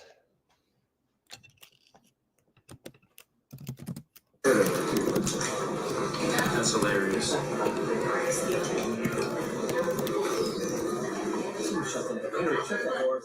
Shut that door. I think you had 18 in your first 8 minutes tonight. Are you actively, coming off the bench and, wanting to come in and kind of get them up? I don't think so. I just take what the defense gives me, and if they're going to let me get open off some pin down, throw some transition threes, and I'm going to shoot it. And I don't try and overthink things and just keep it simple, and that's usually when my game tends to flourish. You could say he is leaning into that idea and called plays for you more. Sense of habit that only was that first Yeah, and it's been working, so I think hopefully we stick with it. I mean, I've been enjoying it. I mean, the record we have has been reflecting well of the situation, so it's been a fun run. Kerr said that he talked to you guys at practice because how urgent things are, how big all these games are, but this one's obviously a big one. Did this feel like a big game, Klay? Did it feel almost a little playoffy? No offense to the LA crowd, but you couldn't really tell. I mean, I've been here during a finals game. When I was 20 years old, I was very lucky to go with my dad in 2010. So didn't quite feel the same, but it was still a very important game, and I'm very happy with the turnout from our fans. It's cool to see how many Warrior fans show up. Klay, you've been really open about how that talk with Steve Kerr a while ago helped shift your perspective. I'm curious, since you guys had that talk, how has his words just resonated with you in terms of your perspective? Well, Steve seen it all, really. His time in the NBA, and that conversation just helped me relax a little bit. And instead of chasing, past greatness, just be appreciative of what I'm able to do now and the road the mountain I had to climb to get back to play at this level. So it really helped me just, relax and be myself. Like, how would you describe the way the game ended? Have you ever seen something like that? It was a little weird, but I kind of wish they would have just done the countdown earlier. Would have saved us some time and kept us a little more fresh. Right. Good seeing you again, my boy. Pac-10, Pac-10, Pac-12, last official game today. You did a lot in that conference. I just wanted to ask you what that conference meant to you, and what are your thoughts about it ending too? That conference was everything for me, especially growing up in Oregon and moving to Southern California. So many great athletes came through the Pac-10 and Pac-12 now, but it was just really special being able to go to football games at Oregon growing up, or a game at Matt Court, playing a youth basketball game at Gill Arena. To finally ending up at Wazoo was very special, and it's very sad, to be honest, because there'll be a whole generation of young athletes who don't know about the Pac Pacific Conference and the history of it. So it's unfortunate, but I still cherish those memories of watching and participating in the conference, and it's just sad. It's just sad. What's it like to see Kuminga kind of go toe-to-toe with LeBron? Obviously, LeBron was going to get his, but Kuminga was going at it too. How much growth have you seen in him? Jonathan's been incredible for us. I mean, the athlete, he might be the best athlete in the NBA, just his ability to rise up and his combination of speed. So he is the future of the franchise, and we need him to go where we want to go this season. We all see the standings, and it might be tough to get out of the play-in. You might be playing the Lakers in a play-in game. Do you look to that? Do you say, no, there's many other things you could get? You get to 6, 7, whatever, or where's your mindset on that? We got 15, 16 games. So until those are complete, I'm not even paying it much attention because I want to give it everything I got in this last part of the season. And then when that time comes, then I'll give it a lot of thought. Heads up. Oh, there we go. Look at that. My God, we're in here shortly.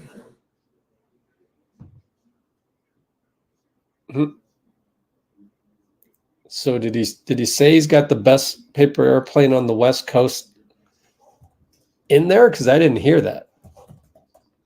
So where did you hear that? Maybe it's on Twitter. Anyways, they're visiting Djokovic.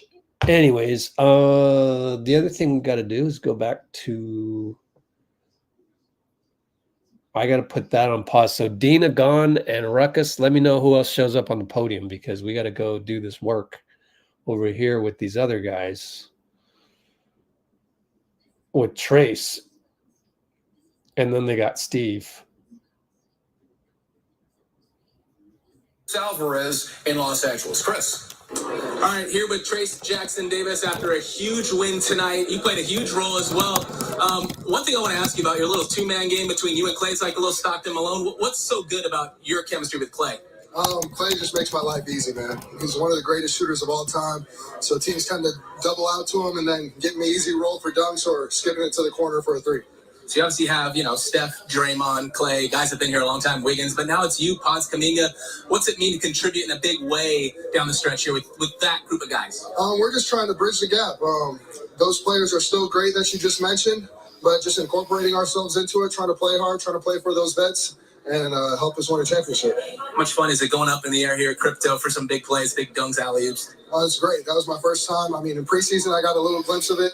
But this was the real deal. Just being out there on the Lakers floor is crazy, surreal, man. You're still getting text message about the Wemby dunk? They slowed down a lot, but still get a few here and there. All right, he didn't do it on me, but I imagine it was pretty nasty. Guys, so back to you. It continues to be nasty. We may see the Wemby dunk. All right. Trace.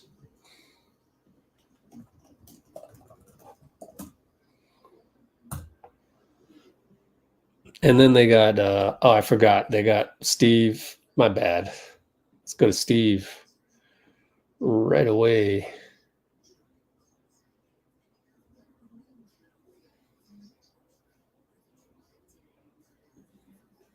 Amazing. All right, let's get back to LA and Chris, along with the coach, Steve Curry. Chris, could you start by thanking Coach because he took care of my grocery shopping. He'll get the joke. Larry says thank you for taking care of his grocery shopping. Is that funny at all? It is to me, but not for anybody watching. Okay, yeah. Are we going to find out what that actually means? I don't know. Maybe Larry will tell the story. Larry's going to have to tell the story later in the sports office. Apparently it's funny. This game, you know what was funny? The minute and a half, it took like 45 minutes. What was going on there? That was not funny. That was awful.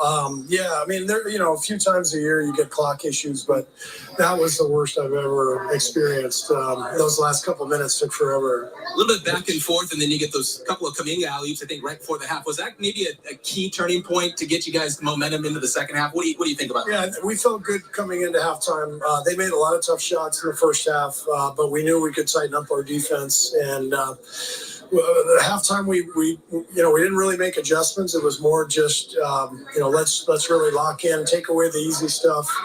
And I think our defense fed our transition offense, and that got us going. Klay Thompson obviously got going in a big way early. just what impresses you about how he's done what he's done since the All-Star break? He's just really embraced the role, coming off the bench, and it suits him well. I mean, he's a microwave, He doesn't take long to heat up, and we're calling a lot of plays for him right when he gets out there, and he's really embraced it, and he's very much at peace with it, and that's helping him perform at a high level. You obviously have the vets that are playing big roles, but then you have the young guys you're bringing along in a situation where you need them to help you win. How impressive have those young guys been in this scenario and trying to bring you guys to where you want to be in the Western Conference? Yeah, they've been great. JK continues to get better. Trace, he just gives us a completely different look with the lob threat, with the shot blocking, and BP has had a great year. He just came into this league prepared and ready, so it's fun to watch them play, and fun to watch our older guys continue to play at a high level too. Last one for you. Just how do you assess Steph in his first game back? He seems just like old Steph Curry that we know. Yeah, I mean, a little bit of a slow start shooting, and then he heated up from there. But he just does so much, whether his shot's going or not. The threat that he presents just completely warps the defense and makes the game so much easier for everybody. And I joined the grocery list club. Is there a text thread?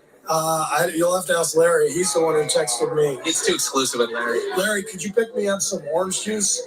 Thanks. All right, guys. So if I can thank you, Steve.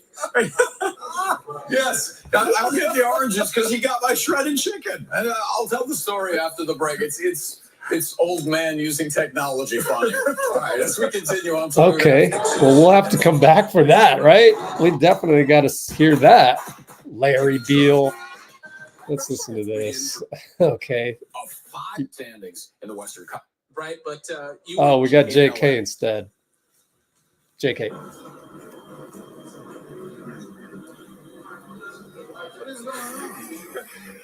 Okay. This is Jonathan Kuminga live. Jonathan, the lights are bright, but you were shining in the bright lights. What got you up to such a hot start early on? I would say just being free, feeling free and coming there and just knowing that we need this win. And obviously, I just got to go out there and do my thing to help us win. Is there any point in the season where it's been a mindset change for you? Because your game is obviously growing. You're growing every day, but it seems like you're really in a nice groove right now, especially the last couple months. Man, it's just the dedication, consistency every day, and just having the trust from my teammates. That's really helping me every day. How much do you want to win for the guys like Steph, Klay, Draymond, Wiggs? Because they're a younger core too. It's a real nice mix you guys have going on. What do you want to do for these guys that are won so many championships and obviously been a part of that? Obviously, I mean, we all have one goal, and is winning the championship. So obviously, that's the goal and mindset for everybody on the team, and that's the same mindset I'm on. Last one for you, because I'm a mere mortal and can't jump very high. When you're that high, above the rim, where are your eyes? I mean, it's way up there. Focus on the ball in the rim. I don't want to lose that pass, so just focusing on the ball in the rim. You're doing the right thing. Simple things make it happen. He makes the simple plays look extraordinary. Catch the ball, dunk it. Easy, right, Larry? If you succeed and get jump, it's really easy. 23 points, 4 assists. Let's get some foils focused. You're talking about Draymond. Yeah, I think that this game was huge tonight for the way Draymond played it. Having over 13 assists. Well, did Larry ever reveal what the? We'll come back to this, I guess. We'll come back to this. Let's go over to Draymond. Look at me, multitasking. You like this, Amy? Multitasking one interview to the next, which is the great part about having ABC TV there, quite frankly. Here we go. Let's find Draymond. Should be a nice lengthy interview, you would think. Let's just go live, see what that does. Oh, there he is. I'm going to rewind this. Several.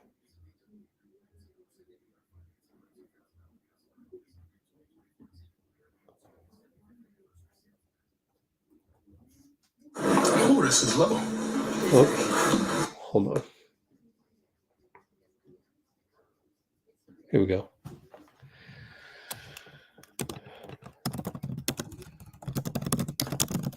Oh, this is low.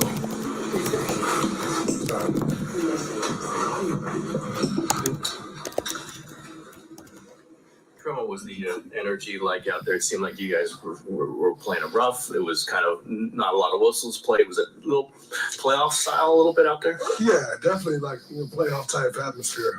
We know how much this game means. They know how much it means. So it was good to come out with the win, but also it's always fun playing at that level. That was crazy. Let's do something to finish the game already. That was nuts, but we got through it. Kerr mentioned that he talked to you guys yesterday about the urgency, about these are all big games now, starting with this one. I mean, you guys have done it in the past, but how much confidence do you feel doing it again, summoning this kind of energy when you know you had to? Yeah, we know what it takes. We understand. I think we got a good balance on our team. Guys who need to bring energy and are bringing that energy. It was great for. Sometimes you kind of go in these situations and it's like, do you talk about it? Does it add more pressure? Do you kind of just like, and I thought it was amazing for Steve to come in like, listen, this is a big game. This is a playoff game. And we need to go out here with that type of focus and win it. And, guys are locked in and got the job done. You mentioned you're back and how you're losing in a couple weeks now.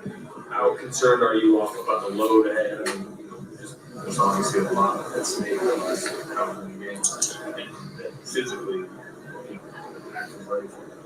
Yeah, I think, I always tell y'all I got the utmost confidence in our training staff. I don't think I could be in a place with better, and so knowing that I trust them and, they get me to a place where I'm ready to go. And, today was good. It was really good. I think not playing in Dallas as much as that sucked was the right thing to do because, leading up to that, I just kept getting to a point to where I could play.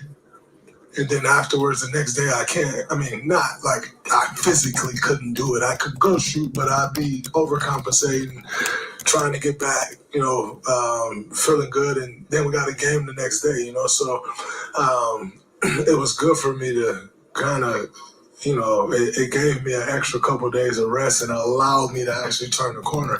I was kind of having some pain and, just getting through it and getting to a space where I can go. And today I had no pain, and so I think just trusting in our training staff and knowing they understand everything about the body that one can understand and really depending on their expertise. And they've been great and have never given me any reason not to trust anything that they say. Where's your trust level of trades? As your backup, certain nights I'm sure people maybe easier minutes. I have a lot of trust in Trace. Trace is a lot like me coming in. He's 23 years old in his rookie year. So you've played in big games. You've played, and for Trace, you played in big games where you had to be the man, and shoulder the load, scoring, rebounding, carrying the team, leading the team. And so I have no doubt that he's ready for the stage that he's been on as of late and what's ahead. His maturity, he's not your average rookie when it comes to maturity standpoint. He knows more. He knows his role. He excels in his role. So I got the utmost confidence in Trace and, nice that he can lower my minutes. And then also, we still got Loon. And Loon is ready to go at all times, and also Dario. So I got nothing but confidence in those guys. Draymond, with all that you guys have accomplished, despite the roadblocks this season, is there a sense that you get into the playoffs, nobody can beat you guys? Absolutely. That's always, how we go into playoffs feeling, knowing that anytime we get in, we got a chance. And so, the goal is for us, obviously, you don't want to be in the play-in.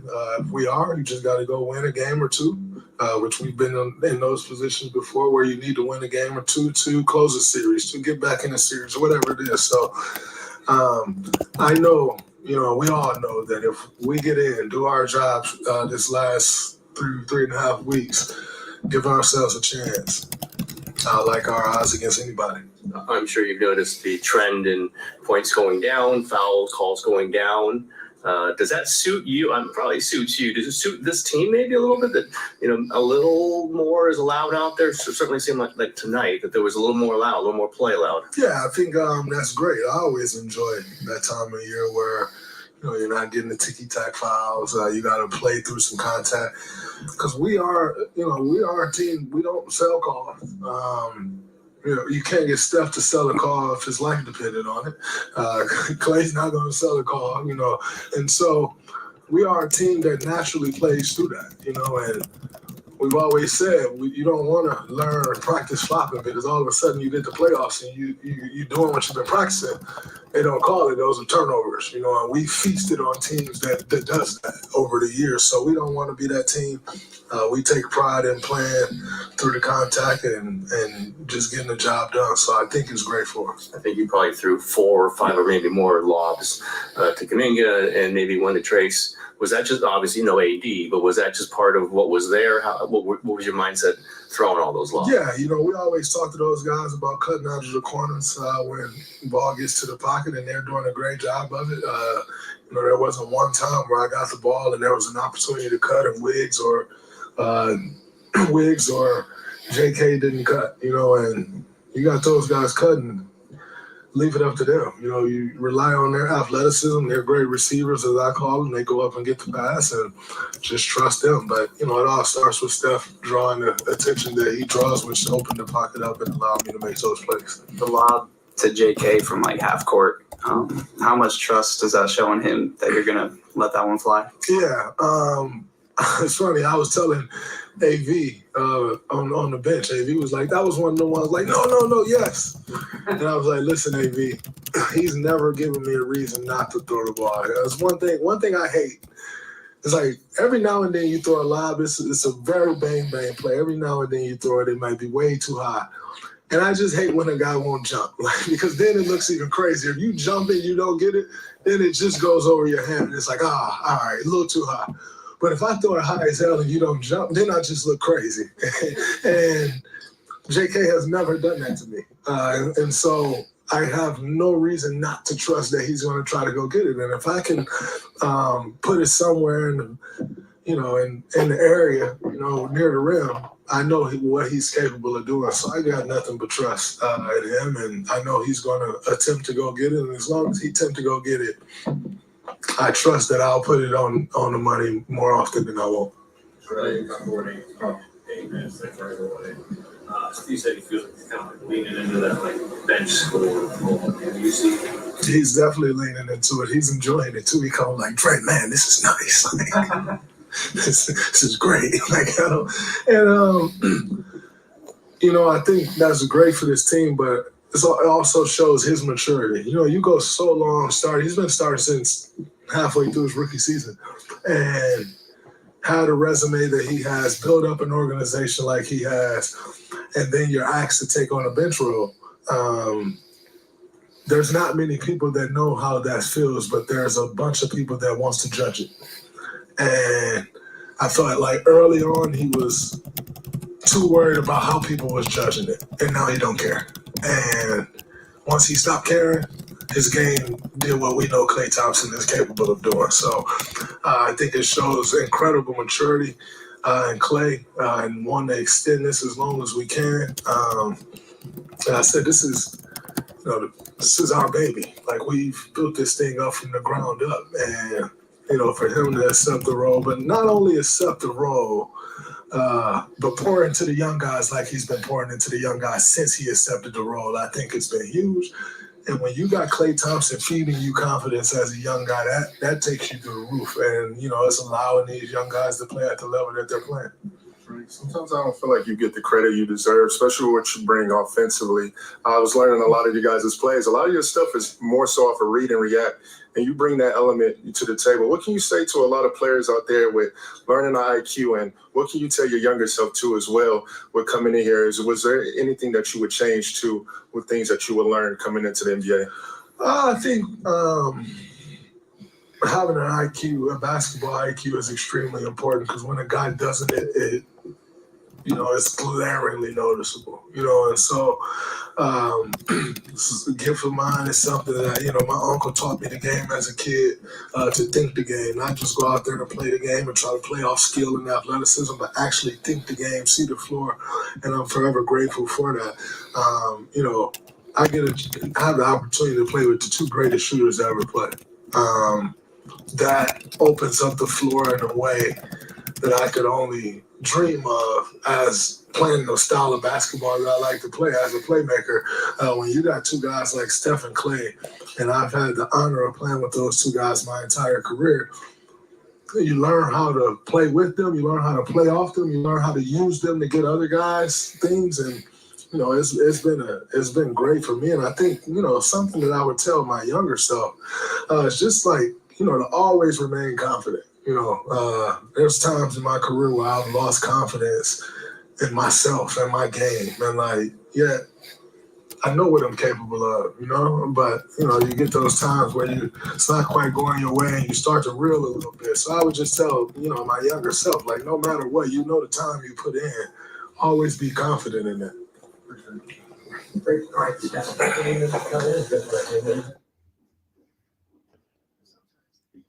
Did Raymond say Steph is coming or no? Interesting. We'll see.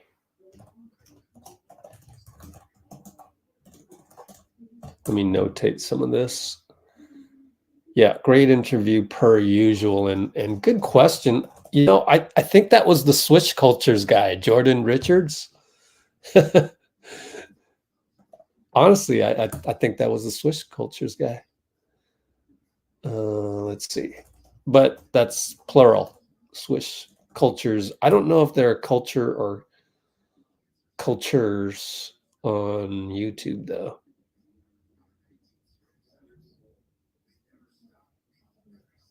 What day is today? Oh, the 16th. Oh.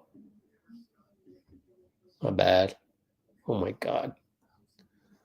I hate it when you accidentally hit compress instead of rename.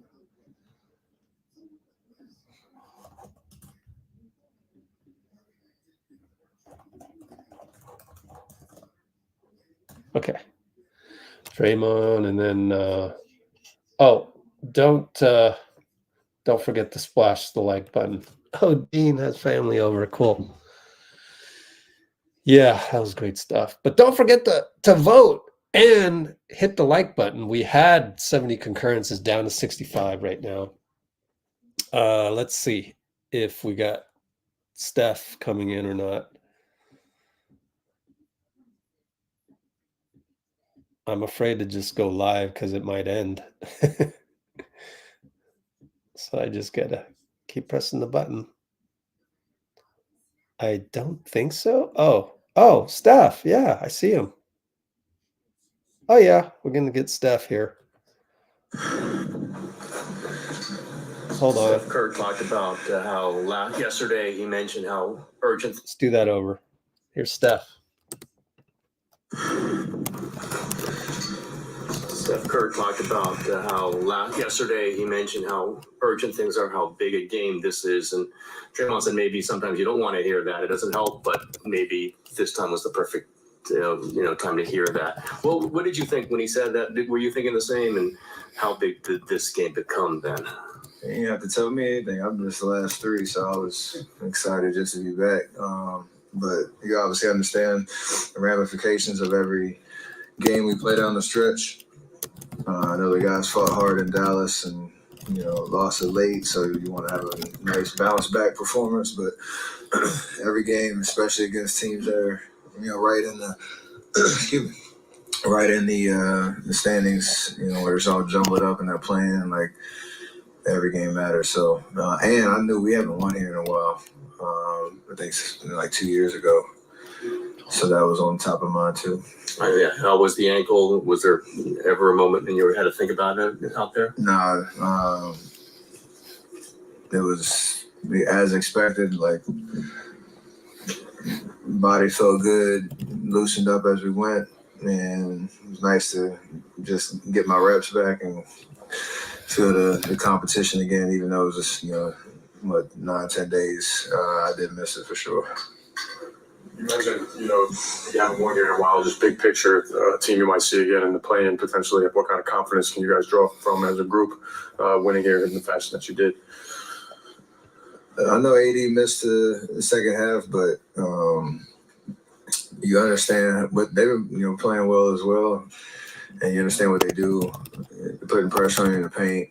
If we try to keep the offensive side of the ball simple and not turn it over, then we give ourselves a great chance to defend them in the half court. Bron's gonna get his. When AD was out there, he's gonna get his. You try not to let him get too many open looks from three.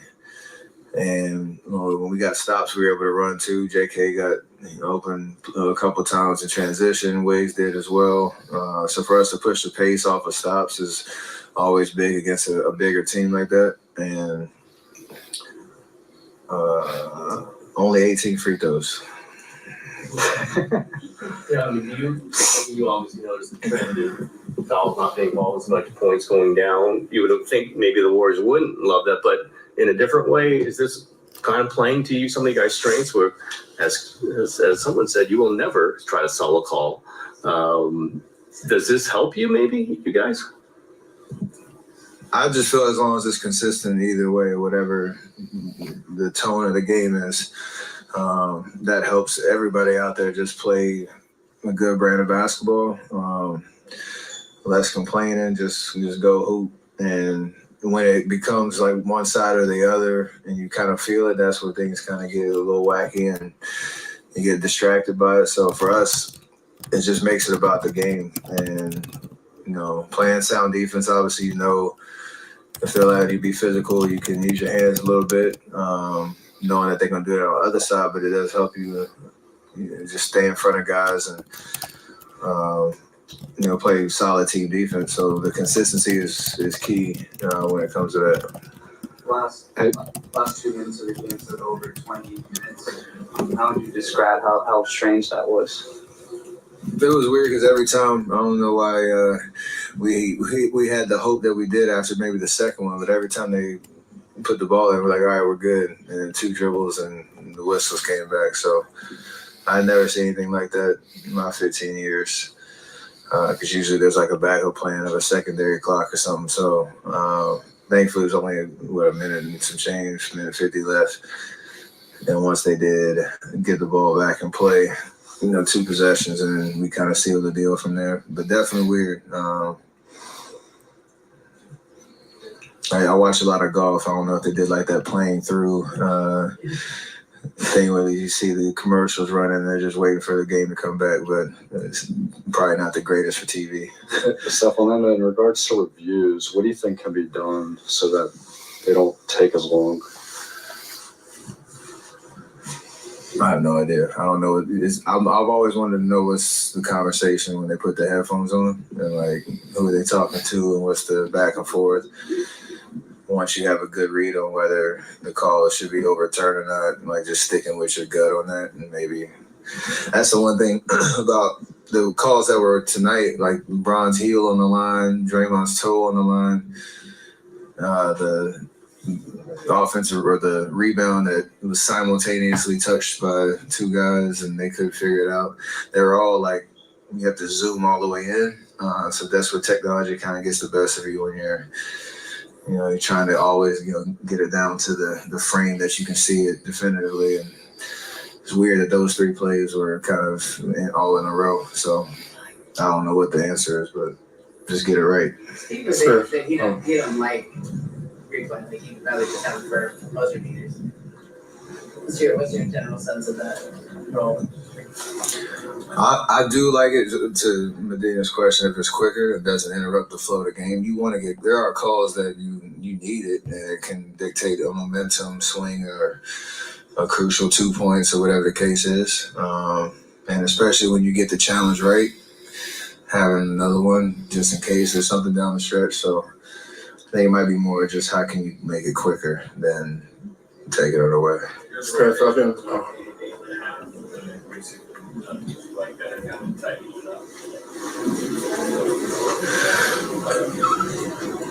For sure, I've worked really hard this week to get, let my ankle heal, but also stay in shape and not lose anything so I could come back. The third quarter, when I started to get going, I definitely felt a little bit in that second win that you need to get after missing some time. But knowing, where we are, again, every game mattering as much as it does. I want to be out there as much as I can and play, solid basketball the way I know how to do it. Team-wise, Oh, it takes on minutes. No bad. It's kind of the same question. I like it. But yes, that's for us to be able to build an identity on how we're going to play and that chemistry of units that you need. It is tough, Loam, Moses, Dario, probably in that order, and then you get down to Lester and Rome, but especially, Loon and Moses, there's probably going to be times where, they're going to be needed and they need to be ready, and that's the challenge that they face, and the trust that we have that they can get put in there at any moment and still be productive, but this part of the year, again, building an identity of how we're going to play and the chemistry of the rotations and having that. Everybody needs to be available, obviously, but that's huge to build confidence in how we need to play. Steph, one of the things that's really impressed me about you is what you've done for youth sports. I wanted to get your thoughts on you signing Malaysia, number one, and two, I got a chance to go to your camp. Cooper Flagg, Ace Bailey, all the top players are there. You participated in every drill like you were trying to make it to the NBA. Just what's your thought on that? And, participating in camps and being a part of every drill, and then your thoughts on signing Malaysia, another female athlete that's about to be next up on the basketball culture. The camp experience it's a brand that I take, a lot of pride in, just because I used to come up, when I was coming up through high school and college, I went to Bronze camp, I went to CP's camp, I went to Steve Nash, Paul Pierce, Kobe's, and I got to see how different guys interacted with the next generation. Ron and CP were out there hooping just like I do. We were playing pickup. Paul and Cole weren't as much. Steve was teaching more. So everybody has a different style. And for me, it was always fun to just get out there and feel their energy. It keeps me young. I can work on stuff that I'm doing in the summer and stay in shape. It's a great way to give them a unique experience, but also I benefit from it too.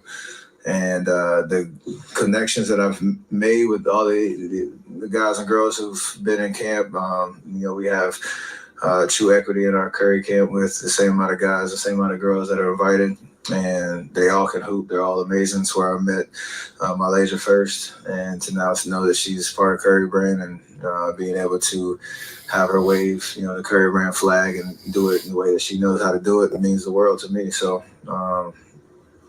it's what I saw coming up and what I want to make, when it comes to being a part of my world. Last one, back left. Step between your 4-point play where you might have been talking to Ben and J-Lo and then getting. I was not. Oh, okay.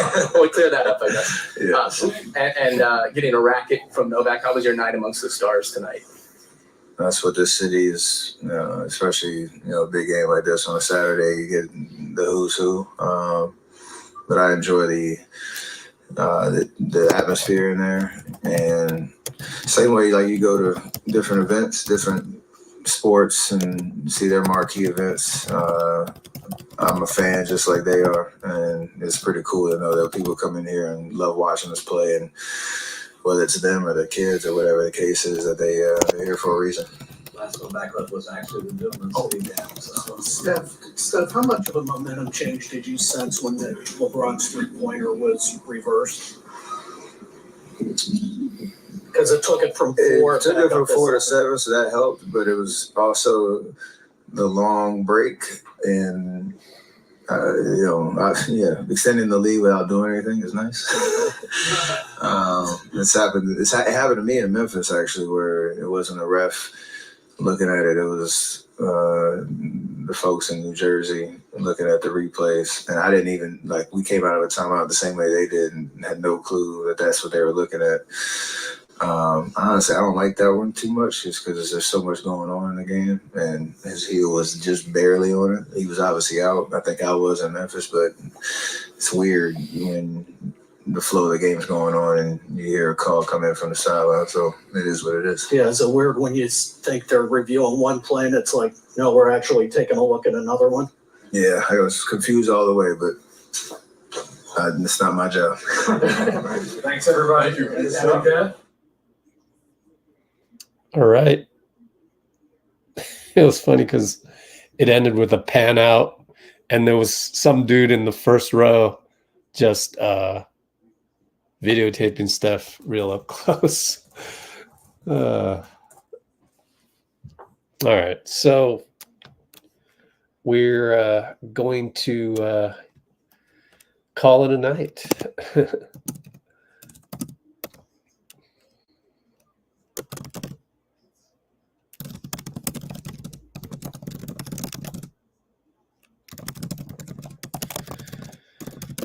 All right, let's see how the vote is doing. I got to end the poll before I end the live, otherwise I lose it. I just realized that. Learned my lesson the last time we did that. And yeah, the whole being more physical with fouls and stuff is good because we have guys that tend to reach in. BP got called for one early, and so I think as the game goes on, they let things go. So I can see that happening. But the whole Woj getting the tweeting out that the NBA said they haven't done anything, and then there was a memo, and it's like, guys, make up your mind, man. But anyways, let's take a look at the vote. How did we do? 65 votes. Klay fly by 3 is gonna win it. Wow. By 1%. The Steph to Klay to Dray to Steph layup late. Ooh, wow. Well, if you want to change the vote, you got to get to it.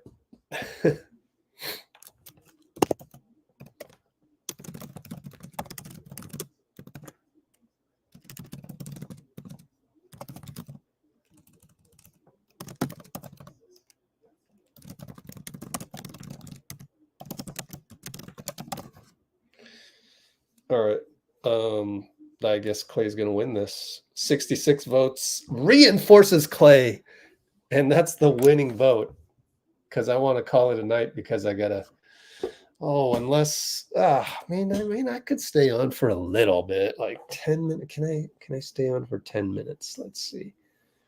Steph was certainly on there for a while. Okay. You know what I got to do? Is I got to look at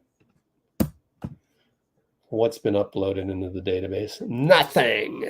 And Draymond was on for 11 minutes. But I think I'll call it a night just because I don't know that there's anything else to talk about. Shivansh joins us late. But yeah, plus I got to use the restroom, so it'd be time to get the hell out of here. So congratulations, Klay. We love you. It's proof right there that we support you and want you to win votes. So the next live is going to be in 2 nights, Monday, 3/18 at 7 o'clock, NYK at GSW. Yeah, hopefully the Knicks win that. Yep, exactly. So let's go to Just Us. Boom, boom. Just as 1, 2, 3. Irate.